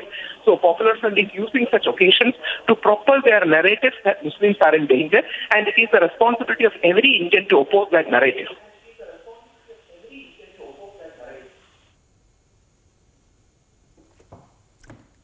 Right. Well, Rahul Ishwar, just one quick answer from you before you go. What do you think should happen next in the case? Because we know the matter is already under the Supreme Court right now. Do you think it is justified that these kind of protests take place at this point of time, at this juncture? Already the courts have seized upon this matter. Courts are considering. They are represented by very great lawyers from both sides. People like Dushyant Dave on one side is definitely represent their case. Please remember, there is no issue in wearing hijab. But the core question is, can an individual's dress choice override the dress code of a particular institution? That is the only question in debate here. They can have any kind of dress code. But when it comes to a particular school or university or police or any other place, can it be enforced? This is the question. As honorable courts are dealing with it, why is the hurry? Why are they jumping gun? And you will be surprised to know MES or the Muslim Educational Society banned hijabs and headscarves in their colleges. Please remember, this was long before even this controversy erupted. They said that these students will have some kind of issues when they deal with various disciplines. So we are disallowing the usage of hijabs. So please remember, Kerala even has that. But there are many shades of opinion. We should respect every shade of opinion. But there are multiple shades of opinion even in Muslim community. But these kind of issues are used and misused by hardline forces to propel their own narrative and to create a feeling among disaffection against the state of India. All right, thank you, Rahul Ishwar, activists, for joining us here on this big story we are tracking right now. We're getting in visuals from Kerala's Kozhikode, where protests have erupted outside the Providence Girls Higher Secondary School in Kozhikode after 11th standard girl was not allowed to come to school wearing a hijab. And we can also tell you the student groups were demanding that the education department should stop the affiliation for the school, as the school is taking an anti-constitution step.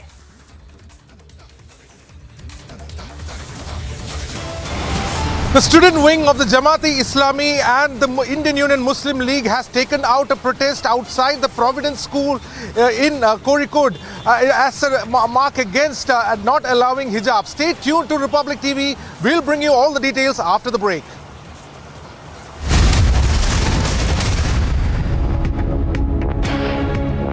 Amity has been ranked amongst the top 3% universities globally, a testimony to Amity's globally benchmarked quality. To apply, visit amity.edu.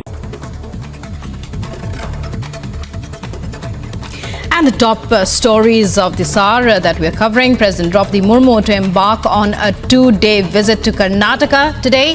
This will be her first visit to the state after becoming the President of India. President Murmu will inaugurate the Mysuru Dashara Festival at Chamundi Hills. She will also inaugurate the new campus of the Indian Institute of Information Technology at Dharwad. Defence Minister Rajnath Singh is scheduled to visit Kangra in Himachal Pradesh today to attend a felicitation ceremony for the families of soldiers who laid down their lives while serving the nation. Congress infighting in Rajasthan explodes as the Gehlot camp reportedly plans mass resignation. The Congress High Command has summoned Gehlot and Sachin Pilot to Delhi. So far, 932 MLAs have threatened to resign if a Pilot is made the Chief Minister of Rajasthan. तो मैं पहले कह चुका हूँ, हमारी तरफ से यही नाम है कि अशोक गहलोत को मुख्यमंत्री रहना चाहिए। जब परिवर्तन की बात आती है तो सबके अपने अपने विचार होते हैं, सब बातें रखी जाती है, चर्चा होती है और उसके बाद में कोई सही निर्णय तक पहुँचते हैं। A PFI activist being caught red-handed with 2-3 bottles of petrol bombs. Massive protests are erupting in Chennai against the arrest of PFI leaders. The PFI is definitely showing its colors. We have reported 4 incidences of violence here in Kerala.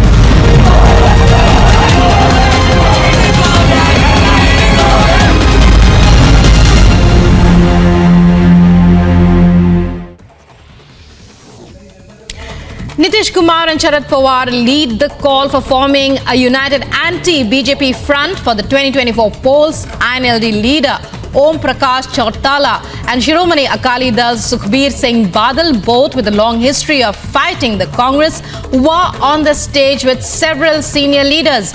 Meanwhile, BJP MP Sushil Modi took a dig on the opposition's show of strength. Rally को आयोजित करने वाले ओम प्रकाश चौटाला वह व्यक्ति हैं जो भ्रष्टाचार के मामले में 10 साल की सजा काटकर जेल से निकले हैं और एक अन्य मामले में फिर जेल जाने वाले हैं। जिस ओम प्रकाश चौटाला की पार्टी के हरियाणा में मात्र एक विधायक हैं, वो विपक्ष को एकजुट करने में लगे हैं। तो देखिए, नीतीश कुमार सफल नहीं हो पाएंगे जिस प्रकार का वो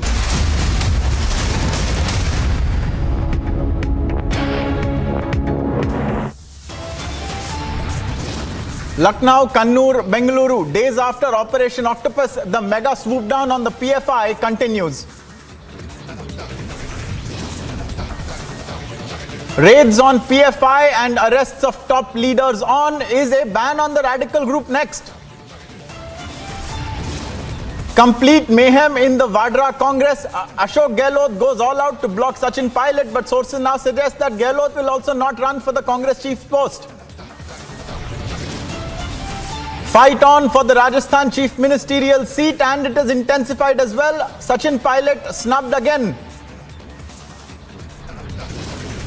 Kozhikode after Udupi, Muslim groups want action on a school, but the school stands its ground on not having the hijab in classrooms.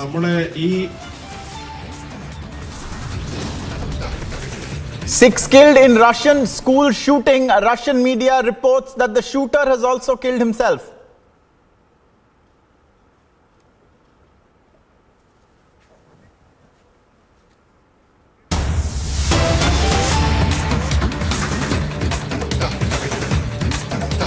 Viewers, we have breaking news coming in relation to the shootout that was witnessed at the school on the east of Moscow in Russia. The latest input is that the number of casualties has increased. We are now receiving information that 9 people have been killed and as many as 20 may have been injured in this shooting in a Russian school. Russia's Ministry of Internal Affairs has reported that the police found the body of the person who is suspected of having opened fire at the school at Izhevsk, and that the shooter himself has also been killed. The number of casualties has now risen to 9 is what we are learning. 7 have been confirmed a short while earlier.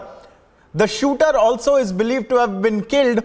We are seeing these visuals. You can see, viewers, on the screens. There are people who are rushing out of the school, even as the different law enforcement agencies, paramedics, some even dressed in high visibility gear, rush inside. And then you can see on stretchers, they are withdrawing people from the school. We have Niranjan joining us for more. Niranjan, tell us more about this firing that has taken place. What is the casualty count, and also what about the person who opened fire there? What's the latest? Well, according to the latest report that's now come in, we can confirm that this attacker at the school east of Moscow, he was wearing a black t-shirt with Nazi symbols and a balaclava. He was wearing a balaclava, which is a cap covering your face. He basically tried to hide his identity. He was wearing a black t-shirt, and according to reports in the Russian media, including all agencies like RT, we are hearing that 9 lives have been lost, 9 have been killed, and 5 of them are children. Some of the pictures coming in from the classrooms are heartbreaking, in fact, showing children with their with the bodies of children lying inside the classroom, and the attacker was wearing a black T-shirt with Nazi symbols and also sported a balaclava, and he was covering his face, and he's now committed suicide. He shot himself, is what Russian media reports are suggesting. His identity is being identified according to the investigative committee. The death toll has now increased to 9, like I said, including 5 children. 2 security guards have also been gunned down, and 2 teachers. 2 security guards and 2 teachers have also been gunned down.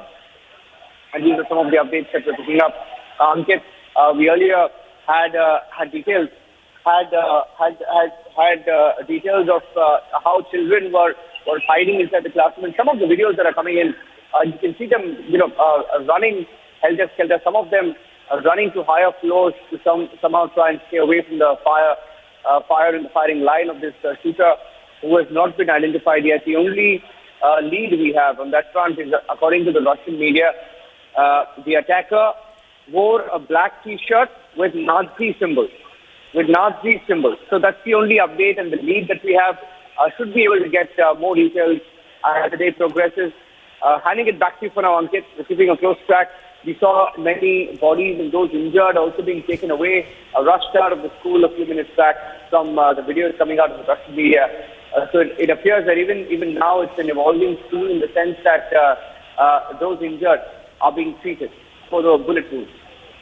Absolutely. Niranjan there sharing the gory details of what has transpired at the school in Russia, in central Russia, just about east of the capital, Moscow. And the latest that we are hearing is that 9 people have been killed, which includes 5 children, along with 2 teachers and 2 security guards. Apart from that, like Niranjan was telling us, the shooter himself has been identified as the shooter, although his identity itself remains unclear at this moment. He was wearing a black T-shirt and was also sporting Nazi symbols. That's the latest that's coming in. We'll be following this story very closely. Heart-wrenching visuals there of the students running and fleeing that school which had come under attack by a gunman. Meanwhile, viewers, according to sources, the Congress infighting in Rajasthan has now spiraled to unbelievable levels. Ashok Gehlot, amidst all this, is now unlikely to contest the Congress presidential polls. That's the latest that we were hearing. And after it emerged that he may have to, if he was to contest the presidential polls for the Congress, he would have to leave his chief ministerial seat aside after the revolt that we witnessed earlier yesterday, where 90 MLAs loyal to him tendered their resignation if he was to have to demit the chief minister's office. Now we are hearing that Gehlot doesn't want to contest the Congress party elections. We're also hearing that the high command of the Congress may be making certain moves there. There is word that Kamal Nath is likely to have been summoned to enter the fray in some capacity. This comes even as the infighting that we had witnessed in Rajasthan within the Congress between Sachin Pilot and Ashok Gehlot for the Chief Minister's chair has been reignited. This happened even as the Congress party, that is Rahul Gandhi, did not take positively to Ashok Gehlot, thinking that he could hold the post of party president and also the chief minister. And we have seen a full-blown revolt in a sense within the Congress's stance. Viewers, we are being joined right now. We'll be getting guest voices for you live. We have Piyush joining us from Jaipur first. Piyush, what is the latest? Is Ashok Gehlot going to be contesting the Congress party elections or not? Or does he want to be chief minister? What is really going on? It's fast-paced, isn't it? Well, if we talk about the current situation, what we are given to understand is that both the observers have not left for Delhi today in the evening. There will be a crucial meet at the residence of Sonia Gandhi at St. Campus, where the current situation of Rajasthan would be briefed to Sonia Gandhi. Remember that sources have also told to the public that Ashok Gehlot is unlikely to contest the presidential polls. And if that's going to happen, then he is going to continue as the chief minister of the state. On the other side, Sachin Pilot's assertions of becoming chief minister seems to be washing out. It seems like Sachin Pilot will now not become the chief minister of Rajasthan. A series of meetings have taken place in the state. So far, decision has not been taken by the Congress party, but we also spoke to Mallikarjun Kharge while he was leaving for Delhi. He has told us that people who have indulged in anti-party activities, people who have indulged in indiscipline, they would be strictly dealt with. Actions will be taken against them. This is what Mallikarjun Kharge has told to us. So both the observers are now heading to Delhi. In the evening, they will be taking part in the meeting which will take place at Sonia Gandhi's residence. On the other side, Ashok Gehlot is now opting to opt out of the Congress presidential polls. In fact, Kamal Nath's top Congress leader has now been called to Delhi. But we are learning is that Bhupesh Baghel, who is close to Ashok Gehlot, even he could be asked to come to Delhi. So there are a series of developments taking place as far as the Congress crisis. Piyush, hold on for a second. That's all the time, unfortunately, we have, because we are moving on to a different story. But keep tracking the Rajasthan political crisis. Sources tell us now that Ashok Gehlot is unlikely to contest, or that he's changed his mind, viewers. We'll be tracking this very closely. We have big breaking news coming up. Viewers, according to sources, there has been a big update from the Maharashtra ATS. Sources tell us that top Hindu leaders were on the target of the PFI. Sources have also confirmed that as per the questioning of accused arrested persons, it is revealed that the RSS headquarters were also on the target of the PFI. This is breaking information coming in from sources within the Maharashtra ATS. And these are fairly damning and severe allegations that raise serious questions. This comes amid the Operation Octopus just a few days earlier that was launched by the NIA and multiple other agencies, raiding the PFI, arresting over 100 leaders, over which there have been protests. And we had seen how in its remand report filed in the Kerala court, the NIA had stated, among other things, that also a hit list was a part of the findings. And now from the Maharashtra ATS sources, we are learning that there may have been top Hindu leaders as well as the RSS headquarters that may have been on the crosshairs of the PFI. This is damning information coming in from sources within the establishment. Maharashtra ATS sources telling us that the PFI may have had Hindu leaders as well as the RSS headquarters in Nagpur as part of its targets. And this comes just a few days after the NIA, in a very explosive remand application in a court, had stated the various aspects over which the PFI is being investigated, which includes propagating and promoting and encouraging youth to take up terror by joining various terrorist outfits, and also having a hit list. That is what that they had said. And amid this, we are receiving information from now the Maharashtra ATS, the anti-terror squad source, who is telling us that the RSS headquarters in Nagpur, along with top Hindu leaders, may have been on the crosshairs of the PFI. We are yet to get more information on this. I dare say we'll be joined by Alisha or Sandeep shortly to tell us more. But this is from interrogation of arrested persons. Now remember, there have been a number of PFI leaders and associates who have been arrested in over 20 states as part of this massive internal security operation. Some say the biggest in India's history, a coordinated operation Octopus that was months in the planning, that was masterminded by the NSA Ajit Doval and Home Minister Amit Shah, with overall supervision conducted by various agencies, including the ED, which was also investigating the various money laundering aspects related to this. And the most explosive aspect of it was the remand report that had been filed in court that stated, among other things, anti-national activities and also finding an alternate justice system. But very relevantly here, it also included a hit list. Viewers, we'll get you more on this very shortly. Stay with us. Damning allegations coming from the Maharashtra ATS. We'll be back with more as PFI targets allegedly RSS headquarters and Hindu leaders. Stay with us, viewers.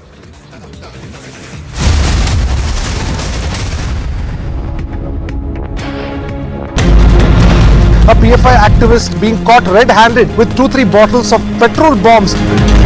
Massive protests are erupting in Chennai against the arrest of PFI leaders. The PFI is definitely showing its colors. We have reported 4 incidents of violence here in Kerala.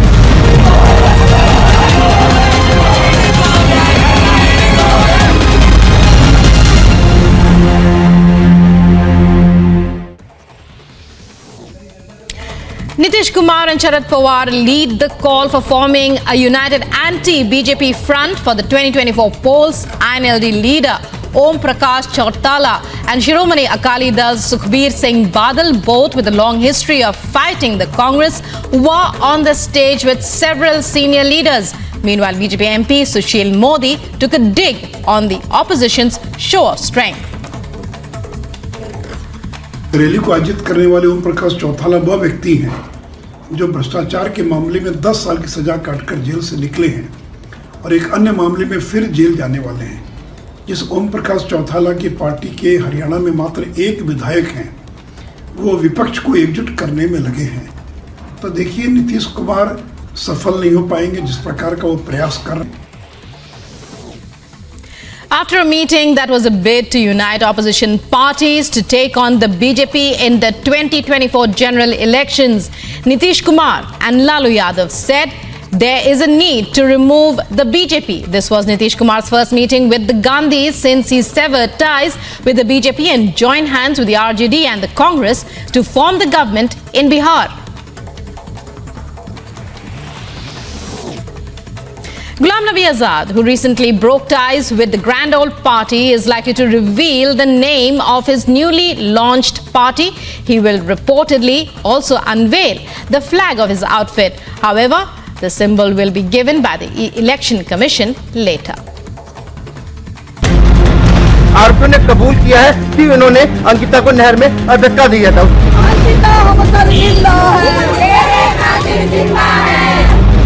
Samaj and VHP workers are here demanding strict action against those who have attacked.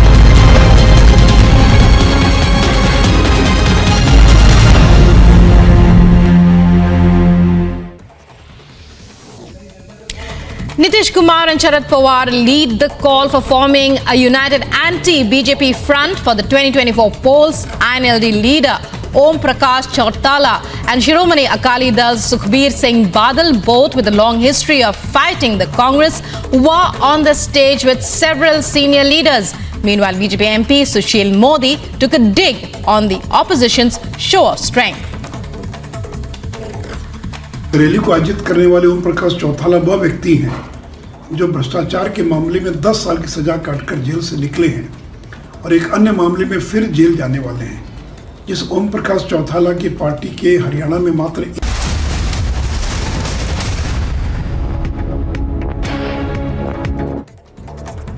Viewers, let's take a look at some of the top stories now. A political crisis has broken out in Rajasthan as the Congress MLAs planned mass resignations amid Ashok Gehlot being possible Congress presidential candidate and Sachin Pilot then taking up the chief ministership.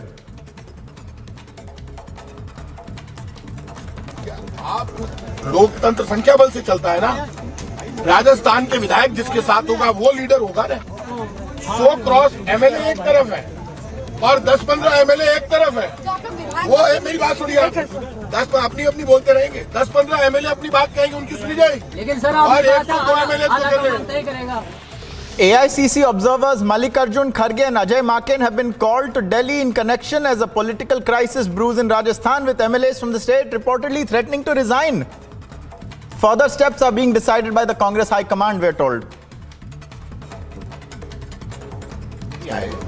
उनको हम लोग लगातार हम कह रहे थे कि हम 1-to-1 सब लोगों की बात सुनने के लिए यहाँ पर आए हैं। तो कोई भी बात हो आप हमें कहें, खरगे जी और मैं हम अलग से बैठ करके 1-to-1 सबकी बात सुनेंगे और कोई फैसला नहीं हो रहा है। जो आप बात कहेंगे वो बात हम दिल्ली जाकर के बताएंगे और कांग्रेस अध्यक्षा सबकी बात सुनने के बाद 1-to-1 हर एक से बात करने के निर्देश हमारे पास में है। An MLA from Rajasthan addressed the situation in the state, congratulating Ashok Gehlot for his aspirations of becoming president of the Congress, but expressed disagreement with Sachin Pilot becoming the next chief minister. नैतिक जिम्मेदारी है Congress party की इज्जत बचाना। High command के हुक्म के हम ताबेदार हैं, उनके हम कतई खिलाफ नहीं है। हमारी स्टेट में काबिल आदमी एमपी के लायक भी बैठे थे, लेकिन बाहर से एमपी आए, हमने किसी एमएलए ने नाराजगी जाहिर नहीं की, दिल से वोट देके उनको दिल्ली भेज दिए। BJP spokesperson Shehzad Poonawalla, while speaking about the situation in Rajasthan, said that the party did not want to comment on the Congress's crisis, adding that he feels that the Congress is more interested in saving its seat rather than serving the people. अस्थिरता की कोख से निकली हुई सरकार ने बार बार राजस्थान की जनता के मुद्दों को पीछे करके कि किस प्रकार से राजस्थान में भ्रष्टाचार, बलात्कार, दंगा कम हो, इस पर कोई भी. As a video of an SDPI leader threatening the RSS went viral, permission has been denied to the SDPI to hold a dharna at Jantar Mantar in order to maintain communal harmony, security and law and order in Delhi.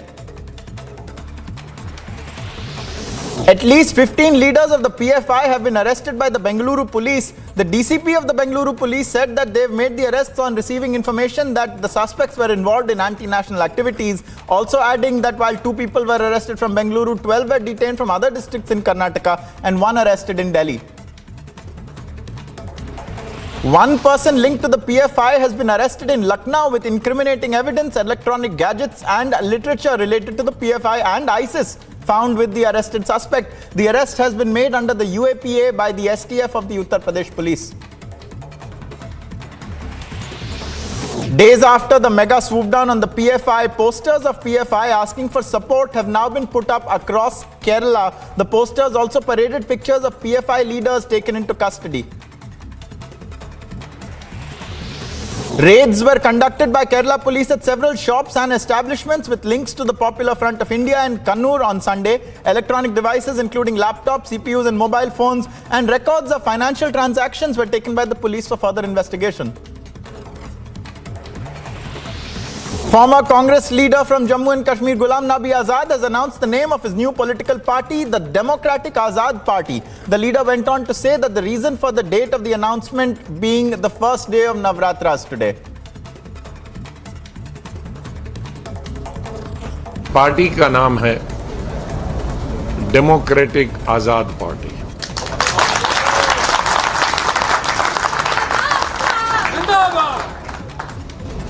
आजाद का ये मत समझिए Ghulam Nabi Azad, democracy democratic के लिए है, पूरी स्वतंत्र होगी, जिसका मैंने उल्लेख पहले किया कि अपनी सोच होगी, किसी भी पार्टी से, किसी भी लीडर से, किसी भी ग्रुप से प्रभावित नहीं होगी।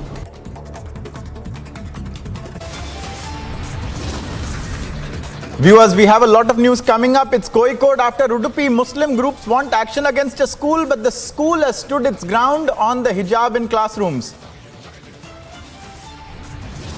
And 9 people have been killed in a Russian school shooting. Russian media reports the shooter is also believed to be dead. All that and more coming up shortly. Stay with us.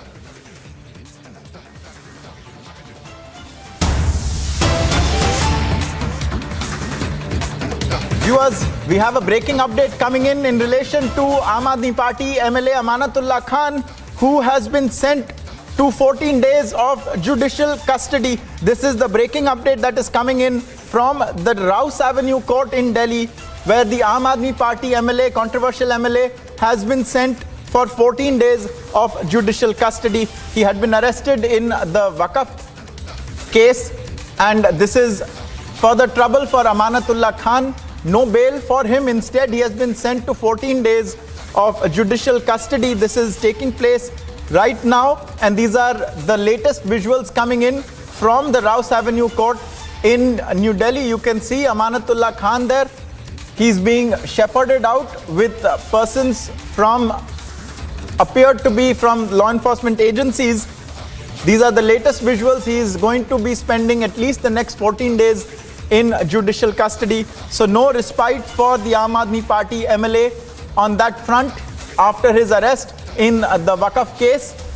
He's been sent right now by Delhi's Rouse Avenue court to 14 days of judicial custody.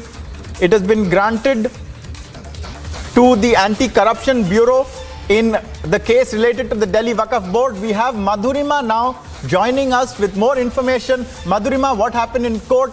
Tell us about Amanatullah Khan's judicial custody.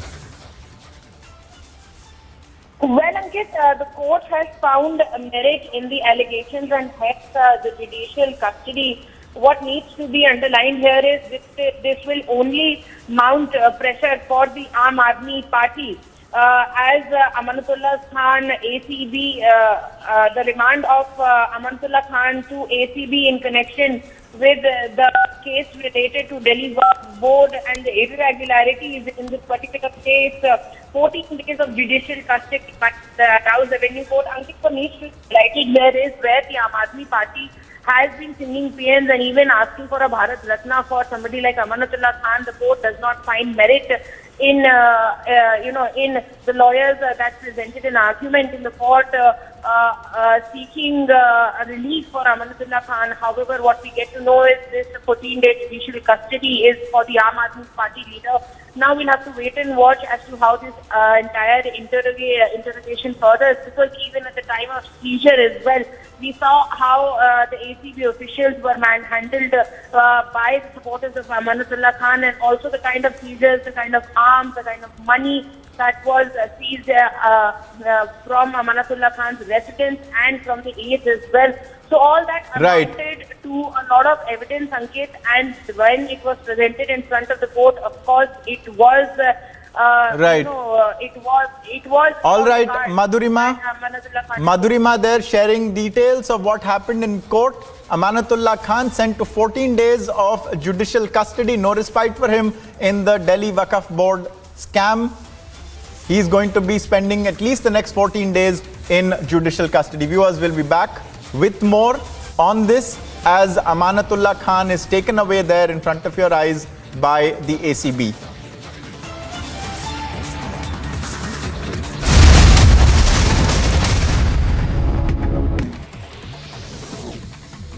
After a meeting that was a bid to unite opposition parties to take on the BJP in the 2024 general elections, Nitish Kumar and Lalu Yadav said there is a need to remove the BJP. This was Nitish Kumar's first meeting with the Gandhis since he severed ties with the BJP and joined hands with the RJD and the Congress to form the government in Bihar. Ghulam Nabi Azad, who recently broke ties with the Grand Old Party, is likely to reveal the name of his newly launched party. He will reportedly also unveil the flag of his outfit. However, the symbol will be given by the Election Commission later. आरोपियों ने कबूल किया है कि उन्होंने अंकिता को नहर में धक्का दिया था।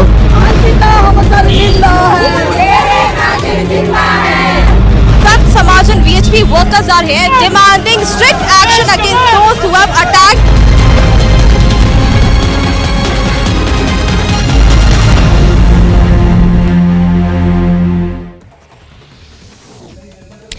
Nitish Kumar and Sharad Pawar lead the call for forming a united anti-BJP front for the 2024 polls. INLD leader Om Prakash Chautala and Shiromani Akali Dal's Sukhbir Singh Badal, both with a long history of fighting the Congress, were on the stage with several senior leaders. Meanwhile, BJP MP Sushil Modi took a dig on the opposition's show of strength.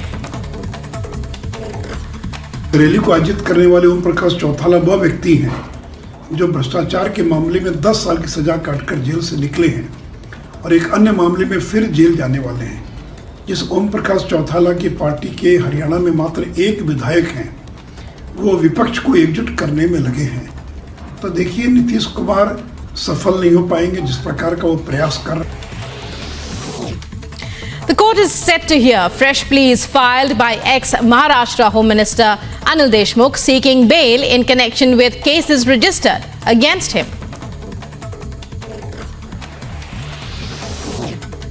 2 terrorists killed as security forces foil an infiltration bid near the line of control in the Himachal sector of Jammu and Kashmir's Kupwara district. 2 AK-47 rifles, 6 AK magazines, AK-47 rounds, 4 hand grenades, 2 pistols, 2 pistol magazines, 35 pistol rounds, along with Pakistani currency. A PFI activist being caught red-handed with 2-3 bottles of petrol bombs. Massive protests are erupting in Chennai against the arrest of PFI leaders. The PFI is definitely showing its colors. We have reported 4 incidences of violence here in Kerala.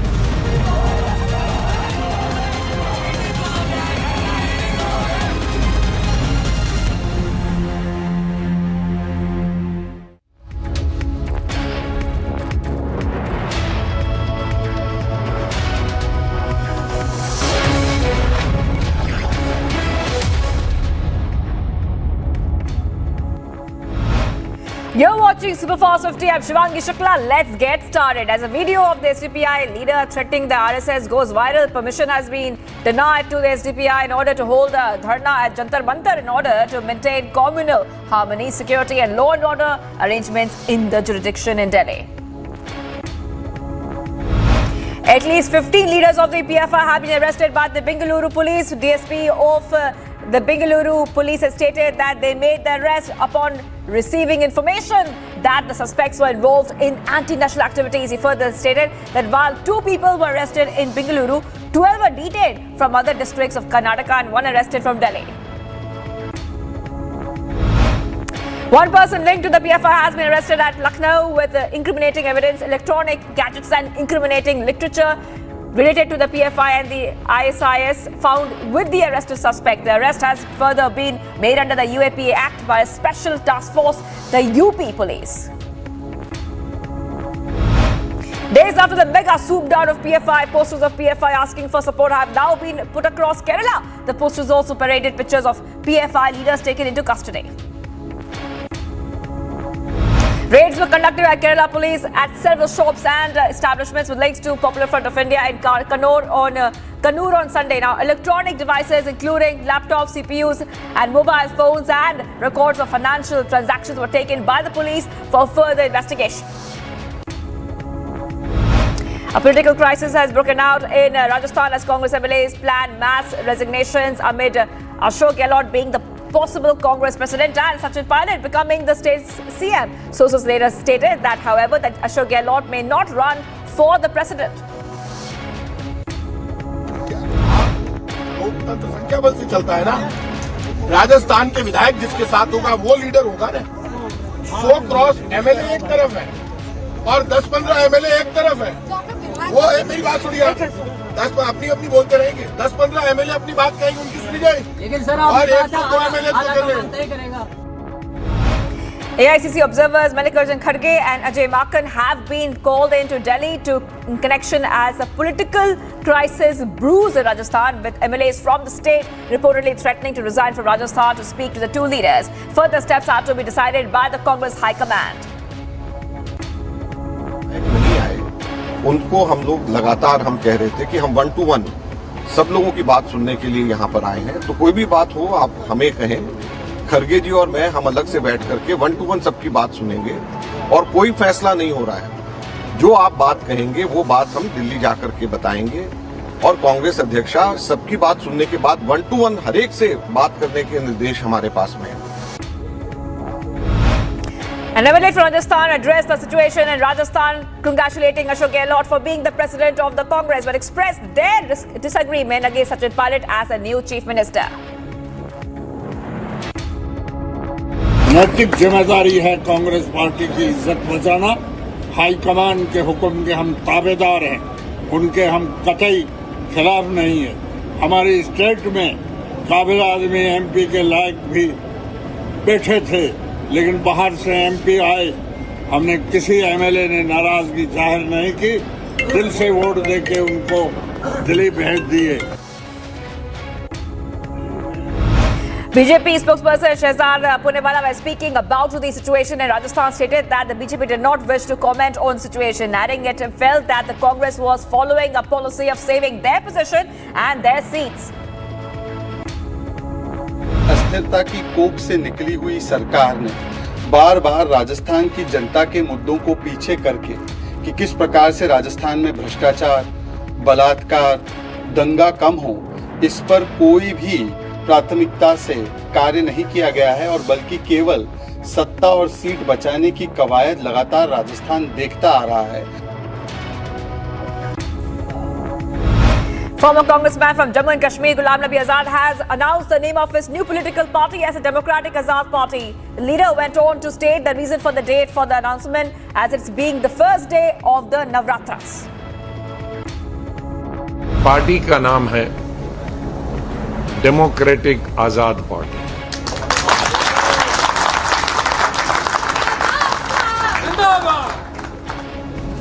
आजाद का ये मत समझिए Ghulam Nabi Azad, democracy democratic के लिए है, पूरी स्वतंत्र होगी, जिसका मैंने उल्लेख पहले किया कि अपनी सोच होगी, किसी भी पार्टी से, किसी भी लीडर से, किसी भी ग्रुप से प्रभावित नहीं होगी। A forensic team of the Uttarakhand police collected all the evidence from the resort in Uttarakhand before its demolition.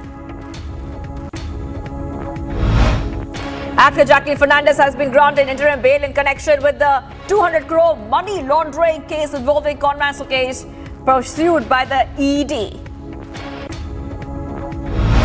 Protests broke out at the Providence Girls Higher Secondary School at the district of Kozhikode in Kerala by student bodies after a girl of the 11th standard was not allowed to wear a hijab. The student discontinued her studies from the school after the parents and the family members intervened, and the management not changing their stance as of now. The Ministry of External Affairs at a press conference announced that PM Modi would be going to Japan in order to attend former Japanese PM Shinzo Abe's state funeral. Upcoming visit to Japan. As Arindam mentioned, Prime Minister Narendra Modi will be visiting Tokyo, Japan. He'll be leaving in a few hours from now, today, to attend the state funeral of former Prime Minister of Japan, Shinzo Abe. BJP Sushil Modi questions the opposition's show of strength, questioning whether an understanding and cohesion was even possible between the different political parties.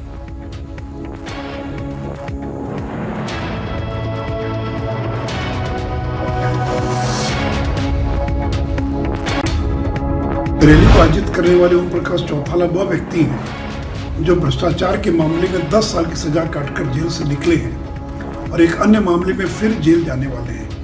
जिस ओम प्रकाश चौथाला की party के हरियाणा में मात्र एक विधायक हैं, वो विपक्ष को एकजुट करने में लगे हैं। तो देखिए, नीतीश कुमार सफल नहीं हो पाएंगे जिस प्रकार का वो प्रयास कर रहे हैं। A special court of the NIA has issued a bailable warrant against a former ATS officer who arrested Sadhvi Pragya in connection with the Malegaon bomb blast case. The warrant was issued against the officer after he failed to appear for a summon by the court. Karnataka CM Basuraj Bobbai has now responded to the Pay CM campaign, stating that he welcomed the campaign, calling it an imminent decline of the Congress, further going on to call the campaign baseless. Supreme Court is expected to hear a plea against the ministers that have spent at least 2 days in judicial custody to temporarily be barred from office. Supreme Court is expected to hear a petition seeking a CBI inquiry into the Birbhum violence and the alleged involvement of the national president of the Hindu Sena, Vishnu Gupta. A plea by the people convicted for Rajiv Gandhi's assassination seeking a premature release is expected to be heard by the Supreme Court, with the convicts petitioning against the Madras High Court's order of dismissing their pleas. Delhi High Court is expected to hear a fresh plea challenging the transfer of Delhi Minister Satyendra Jain's case from PMLA court to another court, as the Delhi Minister along with 2 others are kept under judicial custody over money laundering allegations.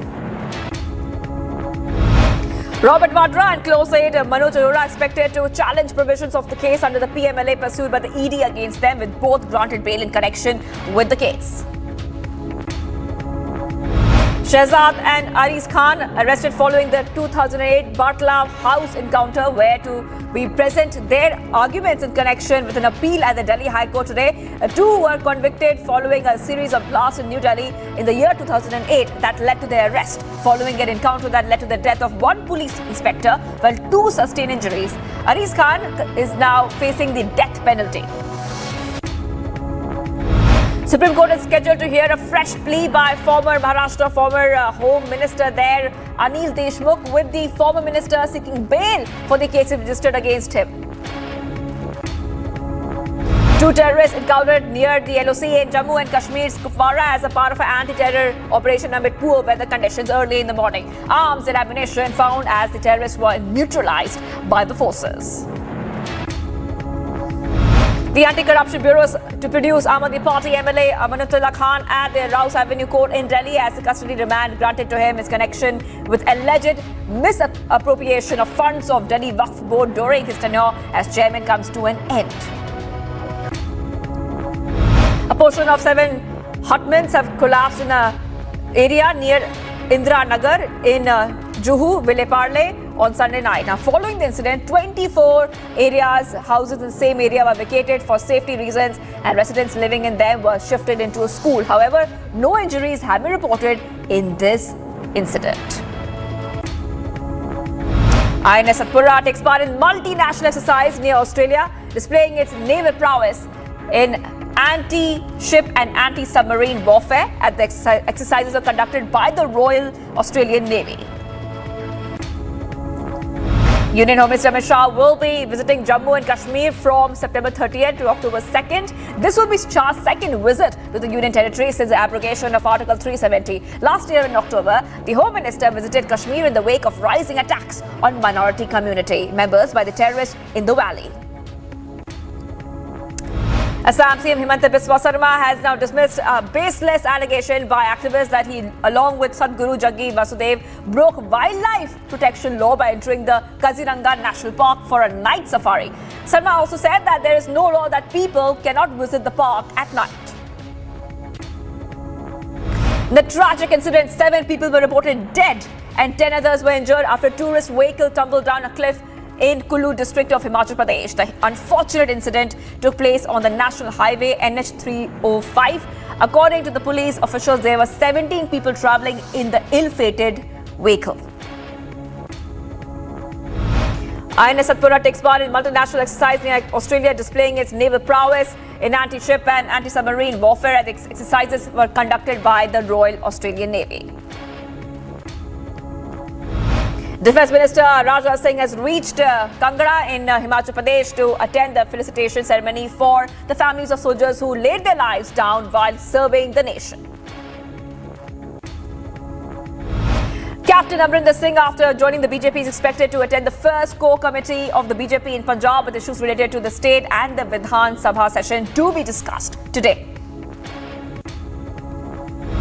Senior advocate Mukul Rohtgi has declined to return as India's Attorney General after having initially accepted the offer following KK Venugopal's resignation. The Governor of Karnataka and Chief Minister Basavaraj Bommai has received President Draupadi Murmu as she arrived at Mysuru as a part of her first visit to any state as the President of India. Iranian Americans in Atlanta demonstrated in support of protesters in Iran amid violent unrest in the country triggered by the death of a young woman in police custody. Officials at Seoul said that North Korea and China appear to have resumed their cross-border cargo trade operation. At a regular briefing of the South Korean Unification Ministry, the South Korea spokesperson also has restated that the government's criticism of North Korea's test firing of a short-range ballistic missile. Northern Philippines witnessed a typhoon Noru blew, leaving 5 rescuers dead, causing floods and power outages and forcing officials to suspend classes and government work in the capital and outlying provinces. Partial results from Italy's parliament elections indicated that voters were rewarding a party reported to have neo-fascist roots, meaning the country should have its first far-right-led government since World War II. US Vice President Kamala Harris departed for Asia, where she'll be attending a funeral on behalf of the US. Harris, who is leading a delegation of current and former US officials to the funeral, plans to spend 3 nights in Tokyo and is expected to meet with Japanese Prime Minister, South Korean Prime Minister and Australian Prime Minister as well. In Ukraine's Izium, a city held by Russian forces for 6 months now until its recapture in early September, dozens queued near damaged buildings to receive humanitarian aid. The city is still without electricity, gas and water, but mobile communication has already been set up in the city. According to the city government, about 10,000 residents remain in Izium. Polls closed in Italian general election that could move the country's politics sharply toward the right during a critical time for Europe, with the war in Ukraine fueling skyrocketing energy bills and testing the West's resolve to stand united against Russian aggression. An exit poll on state television suggested that far-right leader Giorgia Meloni's electoral alliance appeared to hold a wide lead in the vote. Thousands took to the streets of Mexico City to call for peace and to reject the militarization policies of President Andres Manuel Lopez Obrador. People dressed in white chanted and waved Mexican flags as they marched along in Mexico City. A boat carrying about 100 Hindu pilgrims capsized in a river in northern Bangladesh, killing at least 24 people. The overcrowded boat was overturned in the afternoon while returning from a Hindu temple on the other side of River Karatoa in the Panchgarh district. India beat Australia by 6 wickets and 1 ball to spare in the third T20 International at Hyderabad to clinch the 3-match series 2-1 on Sunday. Roger Federer expresses disappointment following Team Europe's defeat to Team World at the 2022 Laver Cup. The Laver Cup was Federer's final professional match after his announcement to retire from tennis. Disappointed. I was on the team, almost lost my voice, and my hands hurt from clapping. So yes, I am disappointed, and we wish the result was different. Told Andy in the locker room, I don't like losing. It's not fun. It just leaves not the best taste, you know. And I think once you've been there and taste success, it's just not the same. Last place in 2021, the Kansas City Currents clinched a 2022 playoff spot on Sunday by beating the NWSL's defending champion Washington Spirit 3-0. Denmark head coach Kasper Hjulmand was now left to rue 2 defeats to Croatia in Nations League Group A1 as the Red and Whites beat France 2-0 but missed out on a semi-final place by a single point. Canada's Felix Auger-Aliassime has stunned Novak Djokovic of Serbia in straight sets as Team World moved into a 10-8 lead over Team Europe in the Laver Cup held at the O2 Arena in London on Sunday.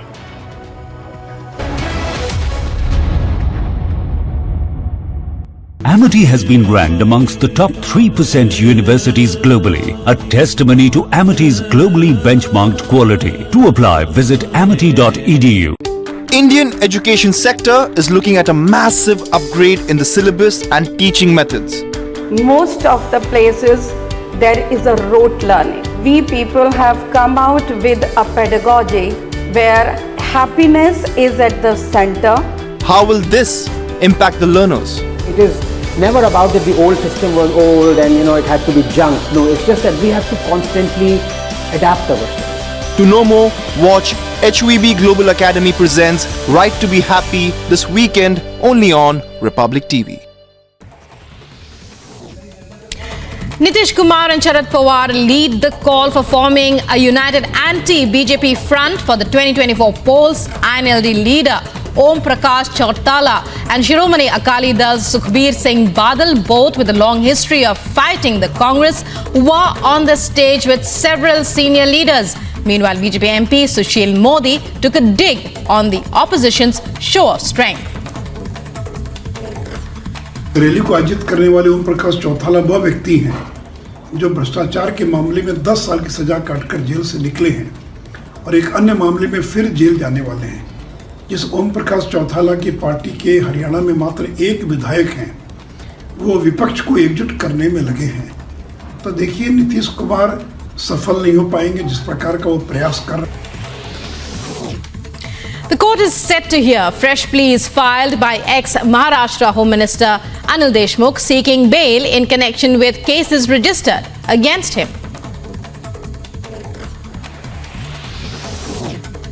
Two terrorists killed as security forces foil an infiltration bid near the line of control in the Himachal sector of Jammu and Kashmir's Kupwara district. 2 AK-47 rifles, 6 AK magazines, AK-47 rounds, 4 hand grenades, 2 pistols, 2 pistol magazines, 35 pistol rounds, along with Pakistani currency and food items found from the possessions of the neutralized terrorists.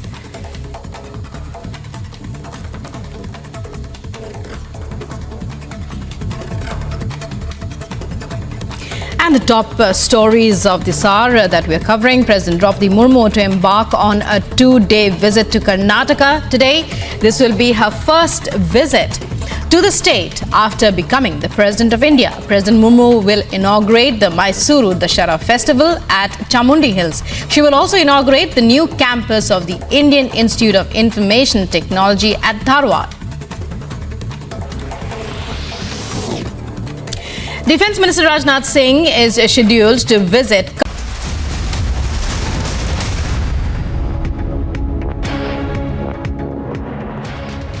Well, let's get to some international news now as anti-hijab protests continue. 5th Iranian paramilitary member has been killed now as the president pledges to deal decisively with the protest. Here's more. 5th Iranian paramilitary volunteer group member died on Sunday in a clash with the anti-hijab protesters. The country's President Ibrahim Raisi pledged to deal decisively with the demonstrators who came onto the streets to protest against the death of Mahsa Amini, who died in police custody. The member of the paramilitary volunteer group Basij was injured in Urima city in northwest Iran during a clash with the rioters. The protest has been sparked after the death of Mahsa Amini, who died in police custody after her arrest for allegedly failing to comply with Iran's strict rules on women's dress by wearing what the police called an improper hijab. Hundreds of protests were organized around the country. Iranian women were seen burning hijabs and chopping their hair to mark their protest over Amini's death and against the mandatory veiling. Reportedly, at least 41 people have been killed during the Iran protests. Bureau Report, Republic TV.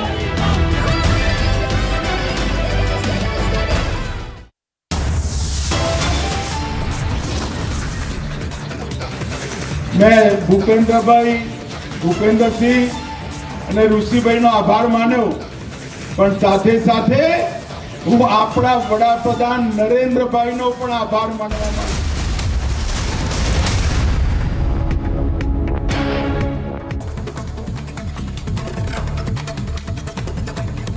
And the top stories of this hour that we are covering. President Draupadi Murmu to embark on a 2-day visit to Karnataka today. This will be her first visit to the state after becoming the President of India. President Murmu will inaugurate the Mysuru Dashara festival at Chamundi Hills. She will also inaugurate the new campus of the Indian Institute of Information Technology at Dharwad. Defence Minister Rajnath Singh is scheduled to visit Kangra in Himachal Pradesh today to attend a felicitation ceremony for the families of soldiers who laid down their lives while serving the nation. Congress infighting in Rajasthan explodes as the Gehlot camp reportedly plans mass resignation. The Congress High Command has summoned Gehlot and Sachin Pilot to Delhi. So far, 932 MLAs have threatened to resign if a Pilot is made the Chief Minister of Rajasthan. तो मैं पहले कह चुका हूँ, हमारी तरफ से यही नाम है कि अशोक गहलोत को मुख्यमंत्री रहना चाहिए. जब परिवर्तन की बात आती है तो सबके अपने अपने विचार होते हैं, सब बातें रखी जाती है, चर्चा होती है और उसके बाद में कोई सही निर्णय तक पहुँचते हैं. A PFI activist being caught red-handed with 2-3 bottles of petrol bombs. Massive protests are erupting in Chennai against the arrest of PFI leaders. The PFI is definitely showing its colors. We have reported 4 incidents of violence here in Kerala.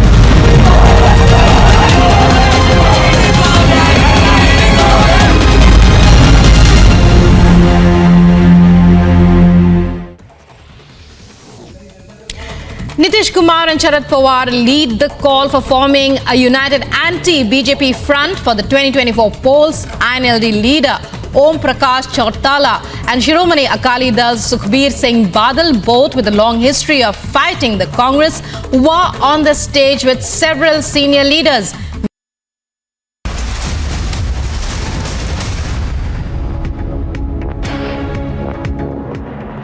Viewers, we continue getting you the fastest updates on Republic TV. A major fire was reported at the world's greatest food produce market, with a blaze witnessed at a warehouse in the spot. No injuries were reported at the fire, and the flames were dealt with by the firefighters. Here's more.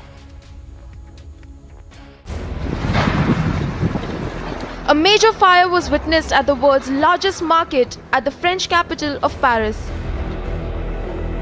A column of dark smoke was witnessed through Paris as a warehouse in the market caught fire, though no injuries were reported in the incident. The market, considered as the largest of its kind, is a site that provides fresh supplies and produce for a large part of Paris as well as its surrounding regions. Firefighters urged people to stay away from the areas as they tackled the flames at the warehouse of the Rungis International Market. At least 12,000 people work at the market, with the market full of produce of varied kinds. The market itself is considered a town on its own accord. Agency report, Republic TV.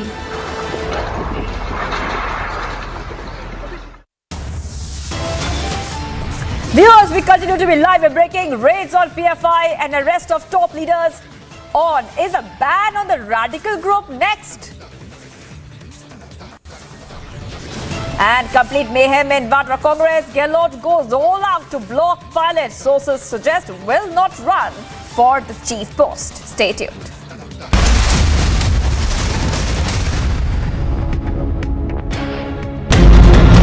A PFI activist being caught red-handed with 2-3 bottles of petrol bombs. Massive protests are erupting in Chennai against the arrest of PFI leaders. The PFI is definitely showing its colors. We have reported 4 incidents of violence here in Kerala.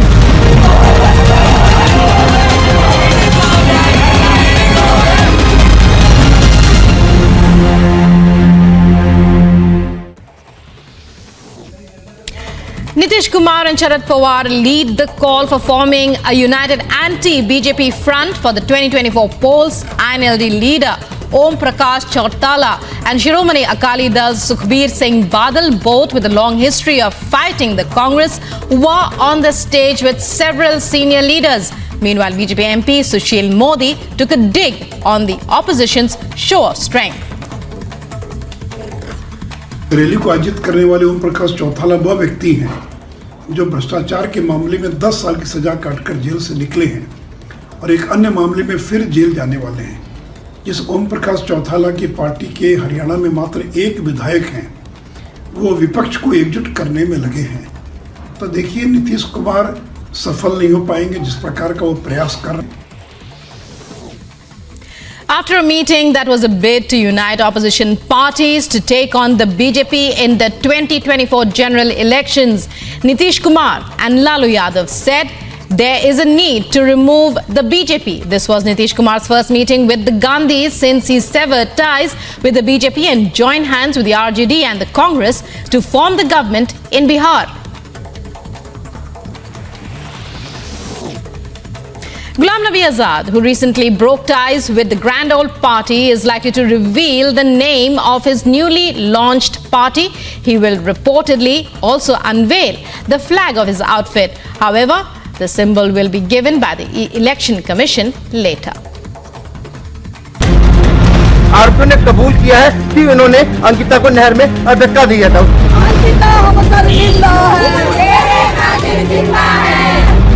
समाज Samajan VHP workers are here demanding strict action against those who have attacked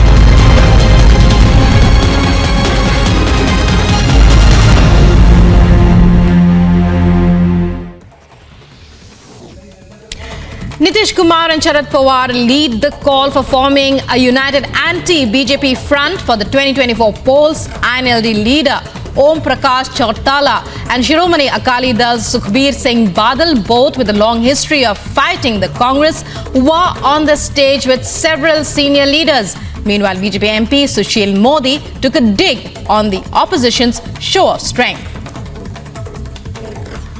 rally को आयोजित करने वाले ओम प्रकाश चौटाला वह व्यक्ति हैं जो भ्रष्टाचार के मामले में 10 साल की सजा काटकर जेल से निकले हैं और एक अन्य मामले में फिर जेल जाने वाले हैं। जिस ओम प्रकाश चौटाला की पार्टी के हरियाणा में मात्र एक विधायक हैं, वो विपक्ष को एकजुट करने में लगे हैं। तो देखिए नीतीश कुमार सफल नहीं हो पाएंगे जिस प्रकार का वो प्रयास कर रहे हैं। The court is set to hear fresh pleas filed by ex-Maharashtra Home Minister Anil Deshmukh seeking bail in connection with cases registered against him. Two terrorists killed as security forces foil and infiltrate.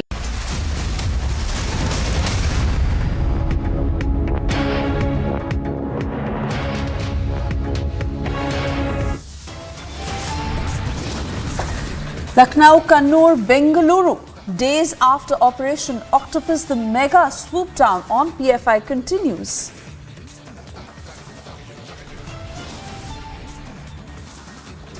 Raids on PFI and arrests of top leaders on.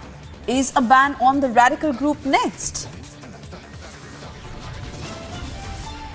Complete mayhem in Vadra Congress. Gehlot goes all out to block pilot. Sources suggest will not run for chief post.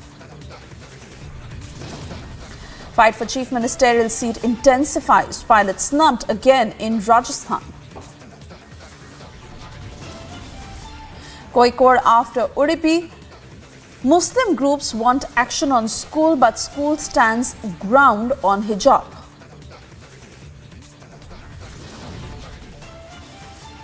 Nine killed in Russian school shooting. Russian media reports shooter killed now.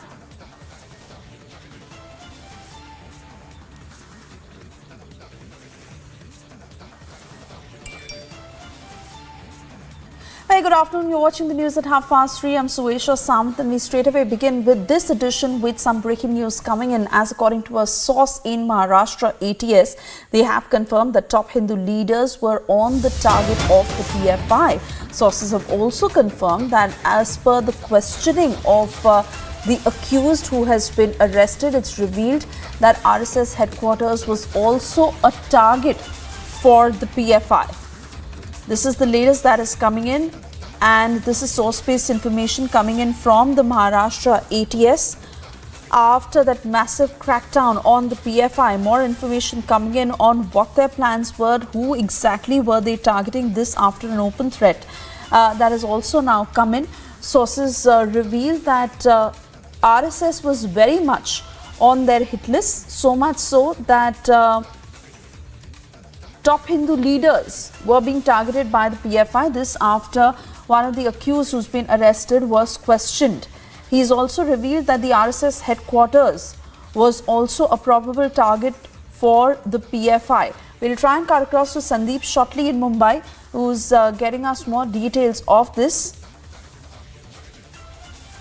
And we've seen the mayhem unfold after the arrest of prominent leaders of the PFI, and how the PFI workers came down on the streets protesting against the arrest of their leaders. However, one of the accused who's been arrested has now revealed that RSS headquarters was also one of the probable targets of the PFI. Not just this, also confirming that top Hindu leaders were a target for the PFI. If I can cut across to Sandeep, who's joining us live from Mumbai. Sandeep, what more do we know from our sources in the ATS? See, yes, Suesha, as far as Maharashtra ATS and the questioning is concerned in regards of the arrest being made by the agencies across the country. Now, as far as Maharashtra is concerned, it is revealed that the top Hindu leaders of RSS and BJP were on the target of PFI, and in fact, apart from that, recce of RSS headquarters was also done by these PFI leaders, in fact, in Nagpur. And now investigating agencies are looking out for the plans that they have made. Now, apart from this, Suesha, one of the most important thing out here that has been recovered by the agencies, that they have recovered a document which mentions the name of Vision 2047. Now, this is one of the crucial document that has been recovered by the agencies, and now the intelligence agencies and the central agencies are also investigating the real the plan to who were the leaders, in fact, who were on the target. And in fact, what we have been told, they are not revealing the name, but yes, what we have been told, that top leaders, top Hindu leaders of BJP and RSS were on the target of PFI. Sandeep, I want you to stay on with us because we continue to put out more information after the PFI crackdown. This is the latest of a shocking video that has now come to light. SDPI top leader can be heard issuing threats to RSS workers. The tape comes days after Operation Octopus and the mega swoop down on the PFI. Sandeep, coming back to you on this, because this is now getting clearer that the RSS was very much on the hit list of the PFI, be it the RSS headquarters, be it top Hindu leaders, and open threats that have come in to RSS workers. So even if it is about what the accused are revealing at this point, fact is that they're not holding on at all when it comes to their hatred against the RSS or how they have been planning things against them. I want you to stay on with us, Sandeep, because Atul Bhatkarkar of the BJP is also with us on the phone line. Let's quickly take a word from him, after which I come back to you. Atul Bhatkarkar, your take on the details that have emerged so far of what the accused has revealed on how the RSS headquarters was also a probable target for the PFI, including Hindu leaders, including that tape that has now come out issuing a threat to the RSS. It is really very shocking and deplorable thing, and not only shocking, but it is also anti-national thing. So my first demand to the central government, that central government should ban PFI with immediate effect. First demand. Another demand, what is the reaction of all so-called supporters of PFI? Those who went to the collector office day before yesterday in Pune, and they started sloganing in support of PFI? Second question. And third question, all these so-called secular leaders, including Janab Uddhav Thackeray and Sharad Pawar, why they are still keeping mum on all these revelation of ATS and PFI activities? What is their exact position? Are they condemning PFI? Are they want that PFI should be banned? So they should come clean on this, and as the ex-Chief Minister of Maharashtra, not for more than 2.5 years, Uddhav Thackeray should come clean and should clear his position to the people of Maharashtra, what was going on in his tenure regarding PFI and what he had knowledge about all these activities.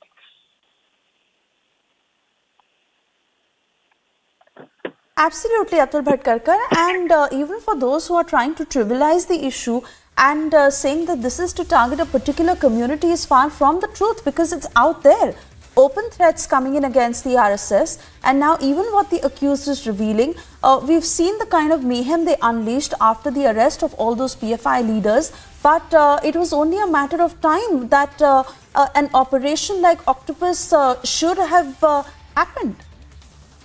Exactly, like there are urban Naxals, now there are urban Naxals in support of PFI. They are not making any comment. They are not saying anything regarding this all action by NIA and ED, the plot revealed by NIA. Even in Elgar Parishad case also, there was a plot to kill Honorable Prime Minister.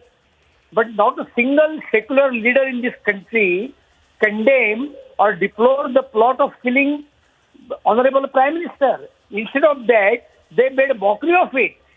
And not only that, Sharad Pawar and Uddhav Thackeray tried to release Elgar Parishad accused from the prison. And so, NIA and ED should also investigate the role of these all PFI supporters, urban supporters in the country and in the state. Right. Absolutely. Atul Bhatkarkar, if you could please hold on the line with us, because this is more breaking information that is just going to be flashing on our screens of 19 arrested PFI men who are to now remain in custody. Delhi court has sent PFI men to 5 days custody. That means the questioning will continue, and 19 of the arrested PFI leaders who will now remain in custody for the next 5 days in custody, as I mentioned. This, according to the Delhi court, that the custody has been extended for the PFI leaders. A lot of revelations that have been coming out ever since the arrest of these leaders, and the questioning that will continue now. Operation Octopus that has led to several details coming out, and what exactly was the plan of this organization, why it was happening, what and on what grounds they were functioning. PFI leaders who are in custody. Now there is an extension in that, as for another 5 days the questioning will continue. Delhi court has sent these PFI men into further custody.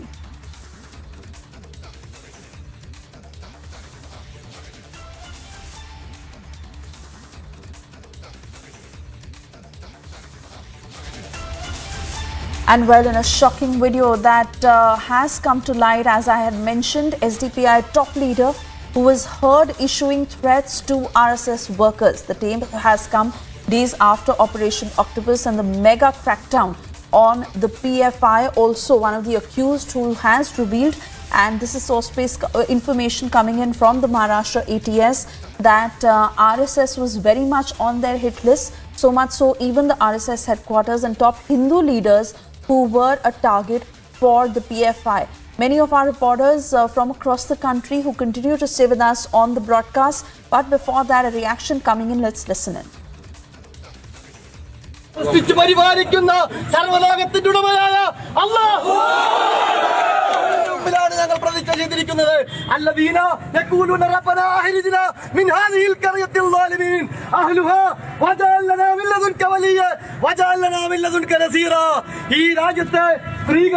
കുട്ടികളും വൃദ്ധന്മാരും അവരെ ഇരകളാക്കപ്പെട്ടുകൊണ്ട് ആക്രമിക്കപ്പെടുമ്പോൾ ഞങ്ങൾക്കൊരു രക്ഷകനെത്ത അല്ലാഹുവേ എന്ന് പറഞ്ഞുകൊണ്ട് ഈ സമൂഹത്തിന്റെ മുമ്പിൽ നിന്നുകൊണ്ട് പ്രാർത്ഥിക്കുമ്പോൾ നിങ്ങൾ എന്തുകൊണ്ട് അല്ലാഹുവിന്റെ മാർഗത്തിൽ പോരാടുന്നില്ല എന്ന അല്ലാഹുവിന്റെ ചോദ്യത്തിന്റെ മുമ്പിൽ ഉത്തരം കൊടുത്തവരാണ്. RSSന്റെ വേട്ടപ്പട്ടികളാണ് ഞങ്ങൾക്ക് പറയാനുള്ളത്. നിങ്ങളുടെ മുമ്പിൽ ഞങ്ങൾ തോറ്റു തരില്ല.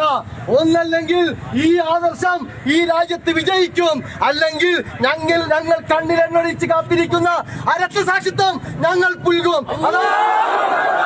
ഞങ്ങൾക്കറിയാം, നന്നായി അറിയാം, നിങ്ങൾക്ക് പോപ്പുലർ ഫ്രണ്ട് ഓഫിന്റെ ഭയമാണ്. ഇരുളിന്റെ മറവിൽ ഞങ്ങളുടെ പ്രവർത്തകരെ നിങ്ങൾ വേട്ടയാടുമ്പോൾ പകൽ വെളിച്ചത്തിൽ 10 സെക്കൻഡിൽ നിങ്ങളെ ഞങ്ങൾ കൈകാര്യം ചെയ്യുമെന്ന് നിങ്ങൾക്കറിയാം. അതുകൊണ്ടാണ് ഇത്തരത്തിലുള്ള ആളുകളെ മുന്നിൽ നിർത്തി നിങ്ങൾ കളിക്കുന്നത്. ഞങ്ങൾക്കറിയാം, നിങ്ങളുടെ പുരാണങ്ങളിൽ ശകുനിയെ മുന്നിൽ നിർത്തി കളിച്ച ചില സംഭവങ്ങൾ ഞങ്ങൾ കേട്ടിട്ടുണ്ട്. അതുപോലെ NIAയും EDയും പോലെയുള്ള ശകുനികളെ നിങ്ങൾ മുന്നിൽ നിർത്തി കളിക്കാതെ തന്തയ്ക്ക് പിറന്നവന്മാരാണെങ്കിൽ നിങ്ങൾ നേർക്ക് നേരെ തെരുവിലേക്ക് വേണ RSSകാരെ എന്നാണ് ഞങ്ങൾക്ക് പറയാനുള്ളത്. അതുകൊണ്ട് സഹോദരന്മാരെ, അതുകൊണ്ട് ഈ പ്രസ്ഥാനത്തിന്റെ ചിറകരിയാമെന്ന് ആരെങ്കിലും വിചാരിക്കുന്നുണ്ടെങ്കിൽ, ഞങ്ങളുടെ കുറച്ച് നേതാക്കന്മാരെ ജയിലിലിട്ട് ഞങ്ങളുടെ ഇല്ലാതാക്കാമെന്ന് വിചാരിക്കുന്നെങ്കിൽ പുതിയ ചിറകുകൾ മുളച്ചു വരും. ആ ചിറകിന്റെ കീഴിൽ ഈ സമുദായത്തെയും ഈ രാജ്യത്തെയും ഞങ്ങൾ സംരക്ഷിക്കും, ഇൻഷാ അല്ലാഹ്. And you heard the details of that video. Our reporters staying live with us on the broadcast. Prajwal from Bengaluru, Aneri from Hyderabad, Ashwin from Thiruvananthapuram and Sandeep from Mumbai. But before that, Atikur Rahman is with me on the phone line. Atikur Rahman, I would really like your take on the video that we just played out for our viewers. Open threats to the RSS by the SDPI leader and absolutely no attempt to even hide or camouflage what he is saying or how there is provocation against the RSS. Well, so you should appreciate the fact that they are not hiding anything. What they are demanding is their constitutional right against the unconstitutional measures by the RSS. And RSS, for God's sake, even in the pandemic days, in the pandemic times, where were the RSS shakas? Where were their workers? It was the PFI who was working on ground, even cremating the bodies of Hindu brethren, wherein the RSS workers were never seen. And what about the Hindu Rashtriya of the RSS? Herein you are accusing the PFI of proliferating their measures for Islamic State. As far as the evidence goes, their literature goes, there is no evidence to prove that PFI proliferates anything like Islamic State. The Hindu Rashtra is evidently on all. But that is open provocation on camera, Atikur Rahman. And you are wanting to appreciate open provocation. And how does the pandemic even come into the picture of who was helping and who was not helping? Because here we are not just related to the pandemic. This is open provocation against the RSS leaders. That is on camera. And you are wanting to appreciate this. May I know? May I know what is the provocation? To say that he will handle the RSS in 10 seconds and the accused revealing that the RSS headquarters was on their target, Hindu leaders were their targets. Do you see nothing in target this? Means what? For unconstitutional measures of the RSS. The RSS demanding a Hindu Rashtra, the RSS not, obeying the constitutional ethics. That's what the PFI fights for, as I understand. It is all evident that the RSS never accepts the entire Constitution of India. They claim that the Constitution of India is anti-Hindu. You want the evidence towards this? I have all the literature wherein the RSS never respects the tricolor, nor they respect the Constitution of India. They say the Constitution of India is anti-Hindu constitution. They want to change it. And I have all the evidence towards this. No, but Atikur Rahman, people like you are making this about certain communities. No, how are you any different if you're trying to preach what against the RSS? You're doing nothing different. You're also making this communal. You're also polarizing in every which way. The difference? So is that SDPI leader, and you are also supporting them. Then how is that any different? I am supporting the Constitution of India, and the PFI wants to support the Constitution of India. If they are violating any constitution measures, I will be the first to abhor those ideas. We stand for the Constitution and the respect for nation first, which the RSS not. The RSS, all the shakas teach their people how the minorities are not a real part of India. They are second-class citizens. The Muslims and the Christians and the libs that is the are whole second-class point, citizens. Atikur Rahman, that people like you are spreading that narrative and purposely gaining that mileage by spreading this kind of narrative, talking about the minorities. What are you, and then on top of that, making it communal. Please stay on with us. I also want Sandeep Singh, who's been patiently holding that phone line, to share his view on what you're saying. Sandeep Singh, you just heard what Atikur Rahman is saying. What is your take on it? Well, I think someone from RSS takes Atikur Rahman for a defamation. He must say that how many RSS shakas he has attended where he has heard all this thing happening. So this is the problem with people who support PFI. They keep lying, and on the top of it, they will keep saying is that they will follow Constitution. They have said, we have a video, in fact, in your channel also we have seen that, give us 2 seconds, we'll kill people. These are the people who talk about following Constitution. We know about very well that when it was said, remove police for 15 minutes and we'll wipe out Hindus. How many times have you heard such statements coming from RSS? So, these are the people who are working to destabilize the nation. In fact, PFI had expected that the Muslim community will support him, but if you look around, none of the good Muslims who follow the Constitution of India, who believe in Bharat Mata, have stood for PFI. Only those people who don't believe in the Constitution, don't believe in law and order, support PFI. Absolutely, and open threats coming in from the PFI.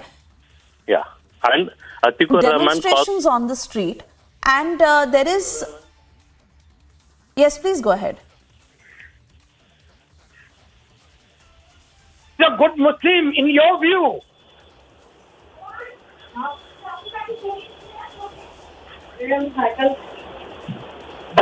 Am I audible? I am asking a simple question. Yes, Atikur Rahman, you are. I am asking a simple question from Mr. Sandeep Singh. Who is a good Muslim according to you, or in the books of RSS, may I know? Well, I'm not defining who is a good Muslim. I said a Muslim who follow Constitution and the law and order. And you know which is Muslim? And very simple. PFI people and those people who support PFI don't believe in following Constitution. You think that saying how that are in you 10 establishing seconds... this? Yes. Who says that in 10 seconds you can kill people? From where did the statement came from? In which language it is said? In which language has it been translated? That's not in English. So have you... yes, before asking this question, you need to answer which RSS you went, where you heard all those things that you just now said. Why should I visit an RSS Shaka? I have all the literature. Yes, so stop inventing. This is what you all know. You have been inventing fake truths for a very long time. Sir, so stop I have inventing documentary truth. evidence of speeches of Hegrevar and you should have moved. You should have moved to the court long back. What are you waiting for? It has been discussed long back in the court. No, you have been waiting for this TV debate. There are debates between Mrs. Indira Gandhi and Mr. Vajpayee. Parliamentary debates are there, wherein Mrs. Gandhi is clearly accusing on documentary Mrs. Gandhi released a stamp on Veer Savarkar for anti-national activity. Mrs. Indira Gandhi released a stamp on Veer Savarkar. Go back and start studying. So get what? your facts right. Then come on TV debate. That does not abrogate the RSS. That they do not stand for anti-national activity. RSS doesn't need your certificate. RSS Even your doesn't need anybody's certificate. Not required for PFI then. Let the court decide. Who am I to give the certificate? It's known to the people. So why you are accusing the PFI of anti-national activities? They are not into international activities, sir. They are just counting the agenda of the RSS. Custody? Why have you think police? Why haven't because you court are given in them a power. release? The brute force of power. So you don't believe in Indian judiciary. So you are admitting you don't believe in Indian judiciary. You don't believe in it. You just admitted. You just admitted you don't believe in Indian judiciary. You just admitted you don't believe in Indian judiciary. You don't believe in Indian judiciary. Say so. How can you say that? Now you are giving me a certificate, sir. You said, thanks, but no thanks. Because you are in power, so you think since BJP is in power, judiciary will be biased. This is what you are saying. That's the thing. The Constitution of India. You don't believe in Indian judiciary. You don't believe in Indian Constitution. Say that. The state power. Say that. The state say power that you is don't believe. Against so individuals. You are openly admitting you don't believe in Indian judiciary. Good. That is what. These are and your then words. You say you believe in Constitution. These are your words. I am telling you, the Constitution empowers me as an individual to be a citizen of India against the state power. Who said no? The state power is restricted, sir. Not the citizens' rights. Atikur Rahman, I'm sorry, Mr. Sandeep Singh, I will just intervene here. Atikur Rahman, it is very clear even if we don't go into the past right now of what is even on the screens and open threats that are being released, it is out there, the violence, the protests, how the PFI has been instigating, and you are also behaving no different, Atikur Rahman, in the narrative, in the tone that you are taking. You are completely supporting them and you are making this communal. This is out and out polarizing. I want to thank you at the moment, Sandeep Singh and Atikur Rahman, for joining us on the broadcast and speaking. This is, of course, a part of a larger debate that will continue this evening. But for the moment, thank you.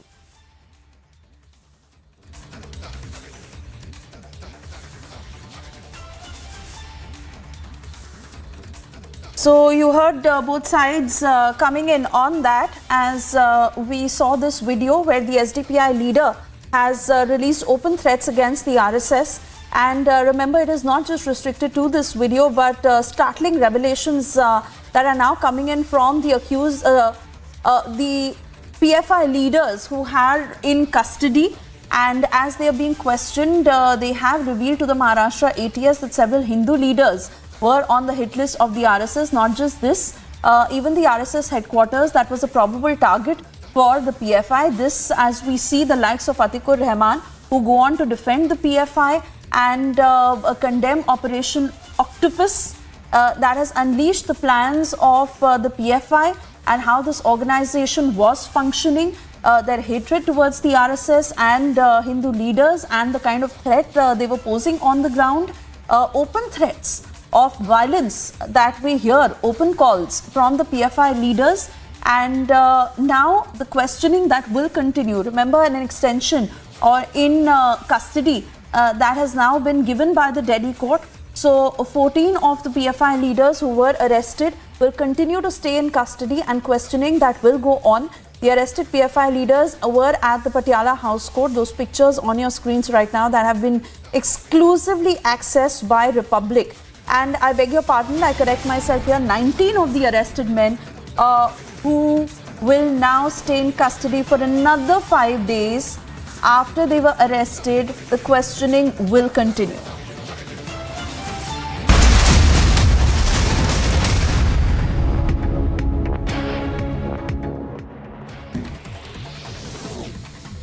After a meeting that was a bid to unite opposition parties to take on the BJP in the 2024 general elections, Nitish Kumar and Lalu Yadav said there is a need to remove the BJP. This was Nitish Kumar's first meeting with the Gandhis since he severed ties with the BJP and joined hands with the RJD and the Congress to form the government in Bihar.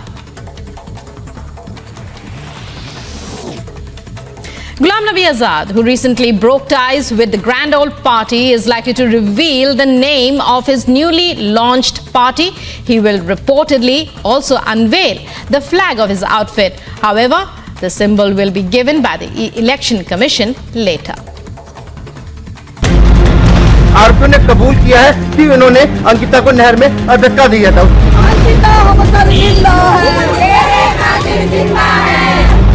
Samaj and VHP workers are here demanding strict action against those who have attacked.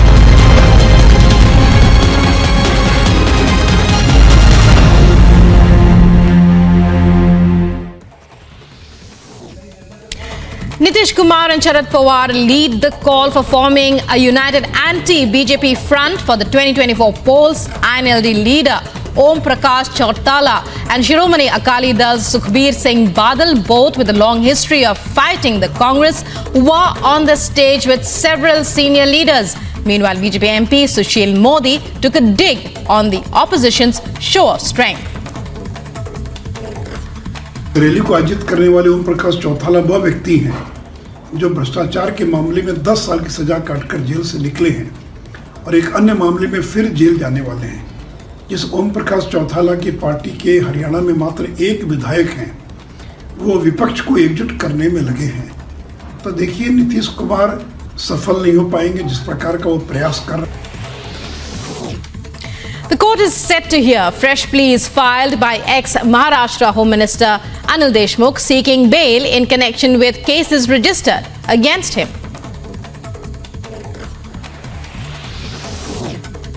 2 terrorists killed as security forces foil an infiltration bid near the line of control in the Himachal sector of Jammu and Kashmir's Kupwara district. 2 AK-47 rifles, 6 AK magazines, AK-47 rounds, 4 hand grenades, 2 pistols, 2 pistol magazines, 35 pistol rounds, along with Pakistani currency and food items found from the possessions of the neutralized terrorists.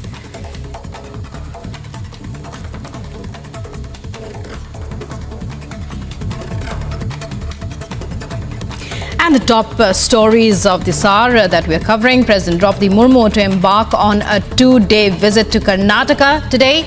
This will be her first visit to the state after becoming the President of India. President Murmu will inaugurate the Mysuru Dashara festival at Chamundi Hills. She will also inaugurate the new campus of the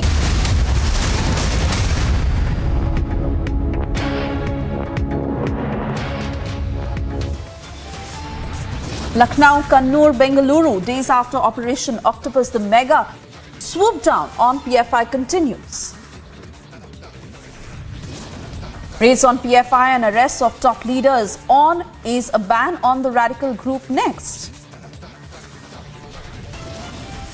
Complete mayhem in Vadra Congress. Gehlot goes all out to block pilot. Sources suggest will not run for chief post. Fight for chief ministerial seat intensifies. Pilot snubbed again in Rajasthan. Koikod after Udupi. Muslim groups want action on school, but school stands ground on hijab. 14 killed in Russian school shooting. Russian media reports shooter killed now.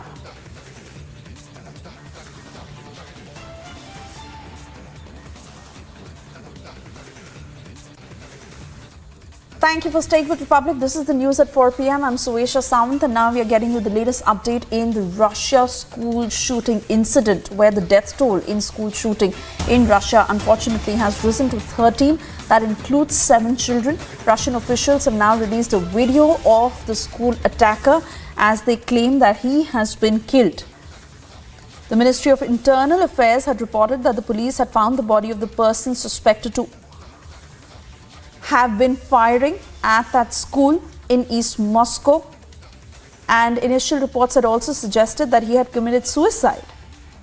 Now the local media has put out videos and pictures from the scenes in and outside the school, including what appears to be children who had barricaded themselves in a classroom.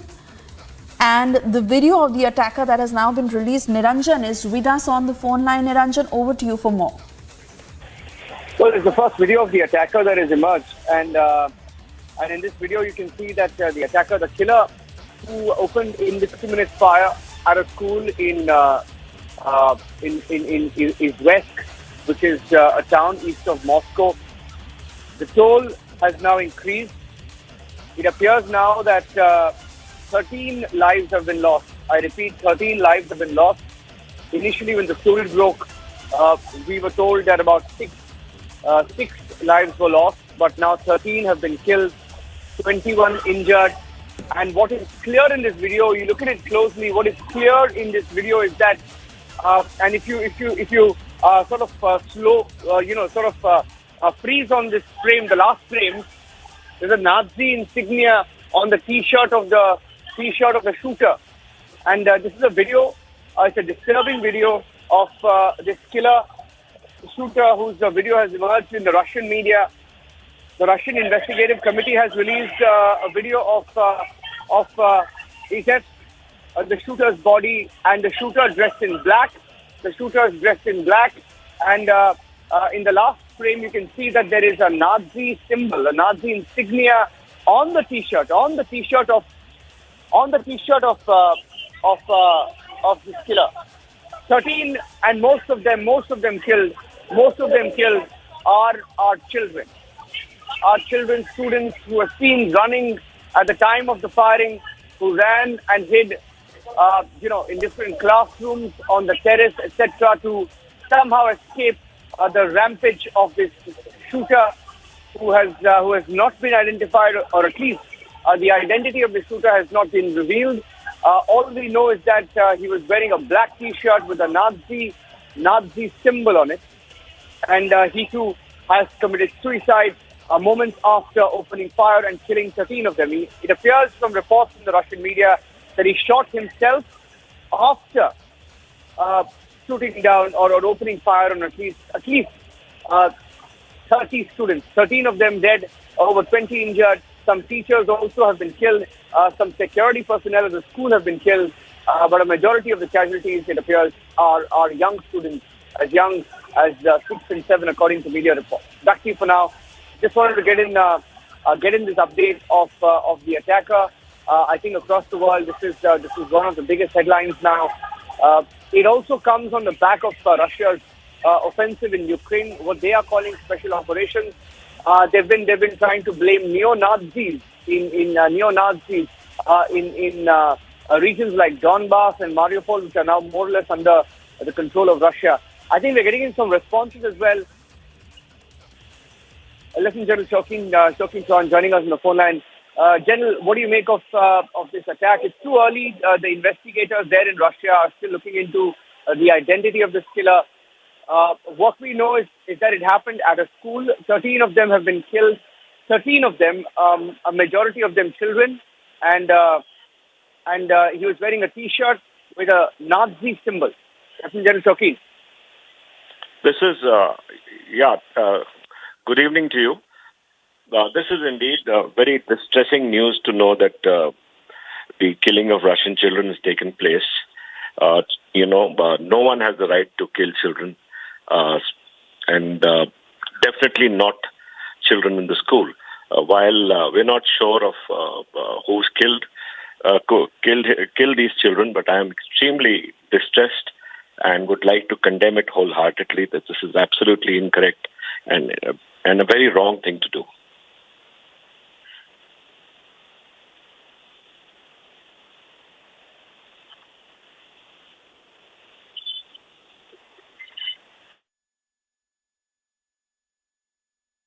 Right, so those are the reactions coming in on this dastardly attack in East Moscow, where unfortunately school students lost their lives, and that's the video that has been accessed by Republic. This is the video that has been released by the local media in Russia, where 13 were killed in this Russian school shooting, and like you see, the man dead on the floor wearing a T-shirt with a Nazi symbol and a balaclava, where the investigators now, we understand, are searching his place of residence.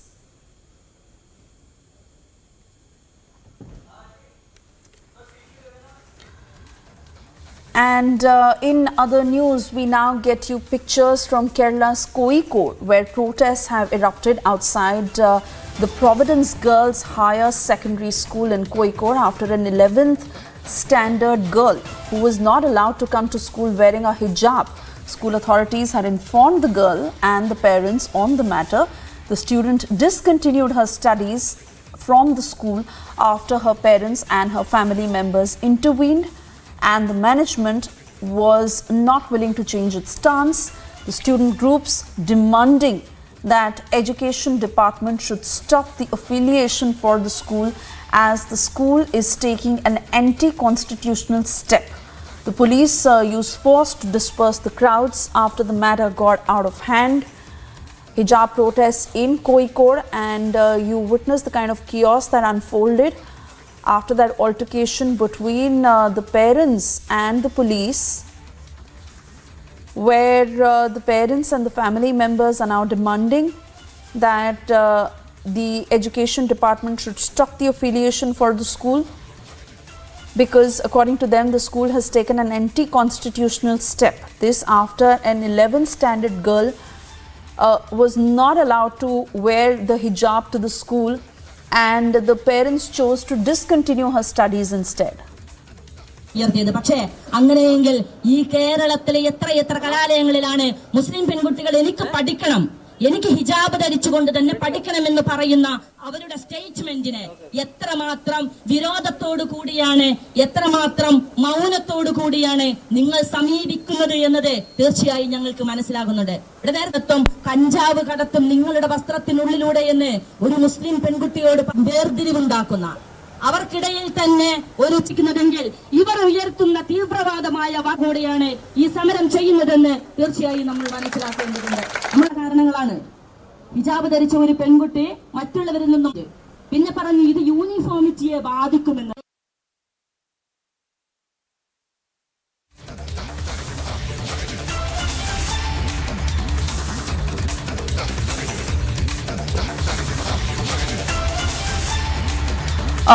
We'll try and cut across to Ashwin, who's joining us live from Thiruvananthapuram.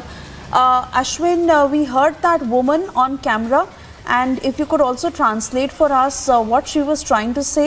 But we of course see the mayhem that is broken out in Kozhikode after the girl was asked not to wear the hijab to school, another hijab protest.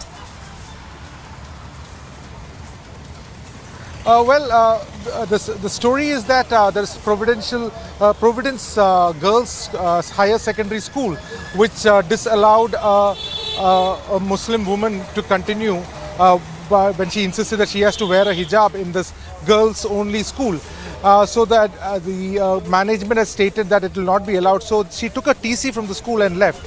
As the matter came to the to the fore, the youth organization, two organizations of the Muslim fraternity. The one is the SIO, which is the youth wing of the Jamaat-e-Islami, as well as the MSF, the youth wing of the Indian Union Muslim League. Both took out to the street to protest against this particular decision made by the management, and further even stated that the accreditation which has been given to the school must also be taken off because it is not allowing a Muslim girl to practice her fundamental right.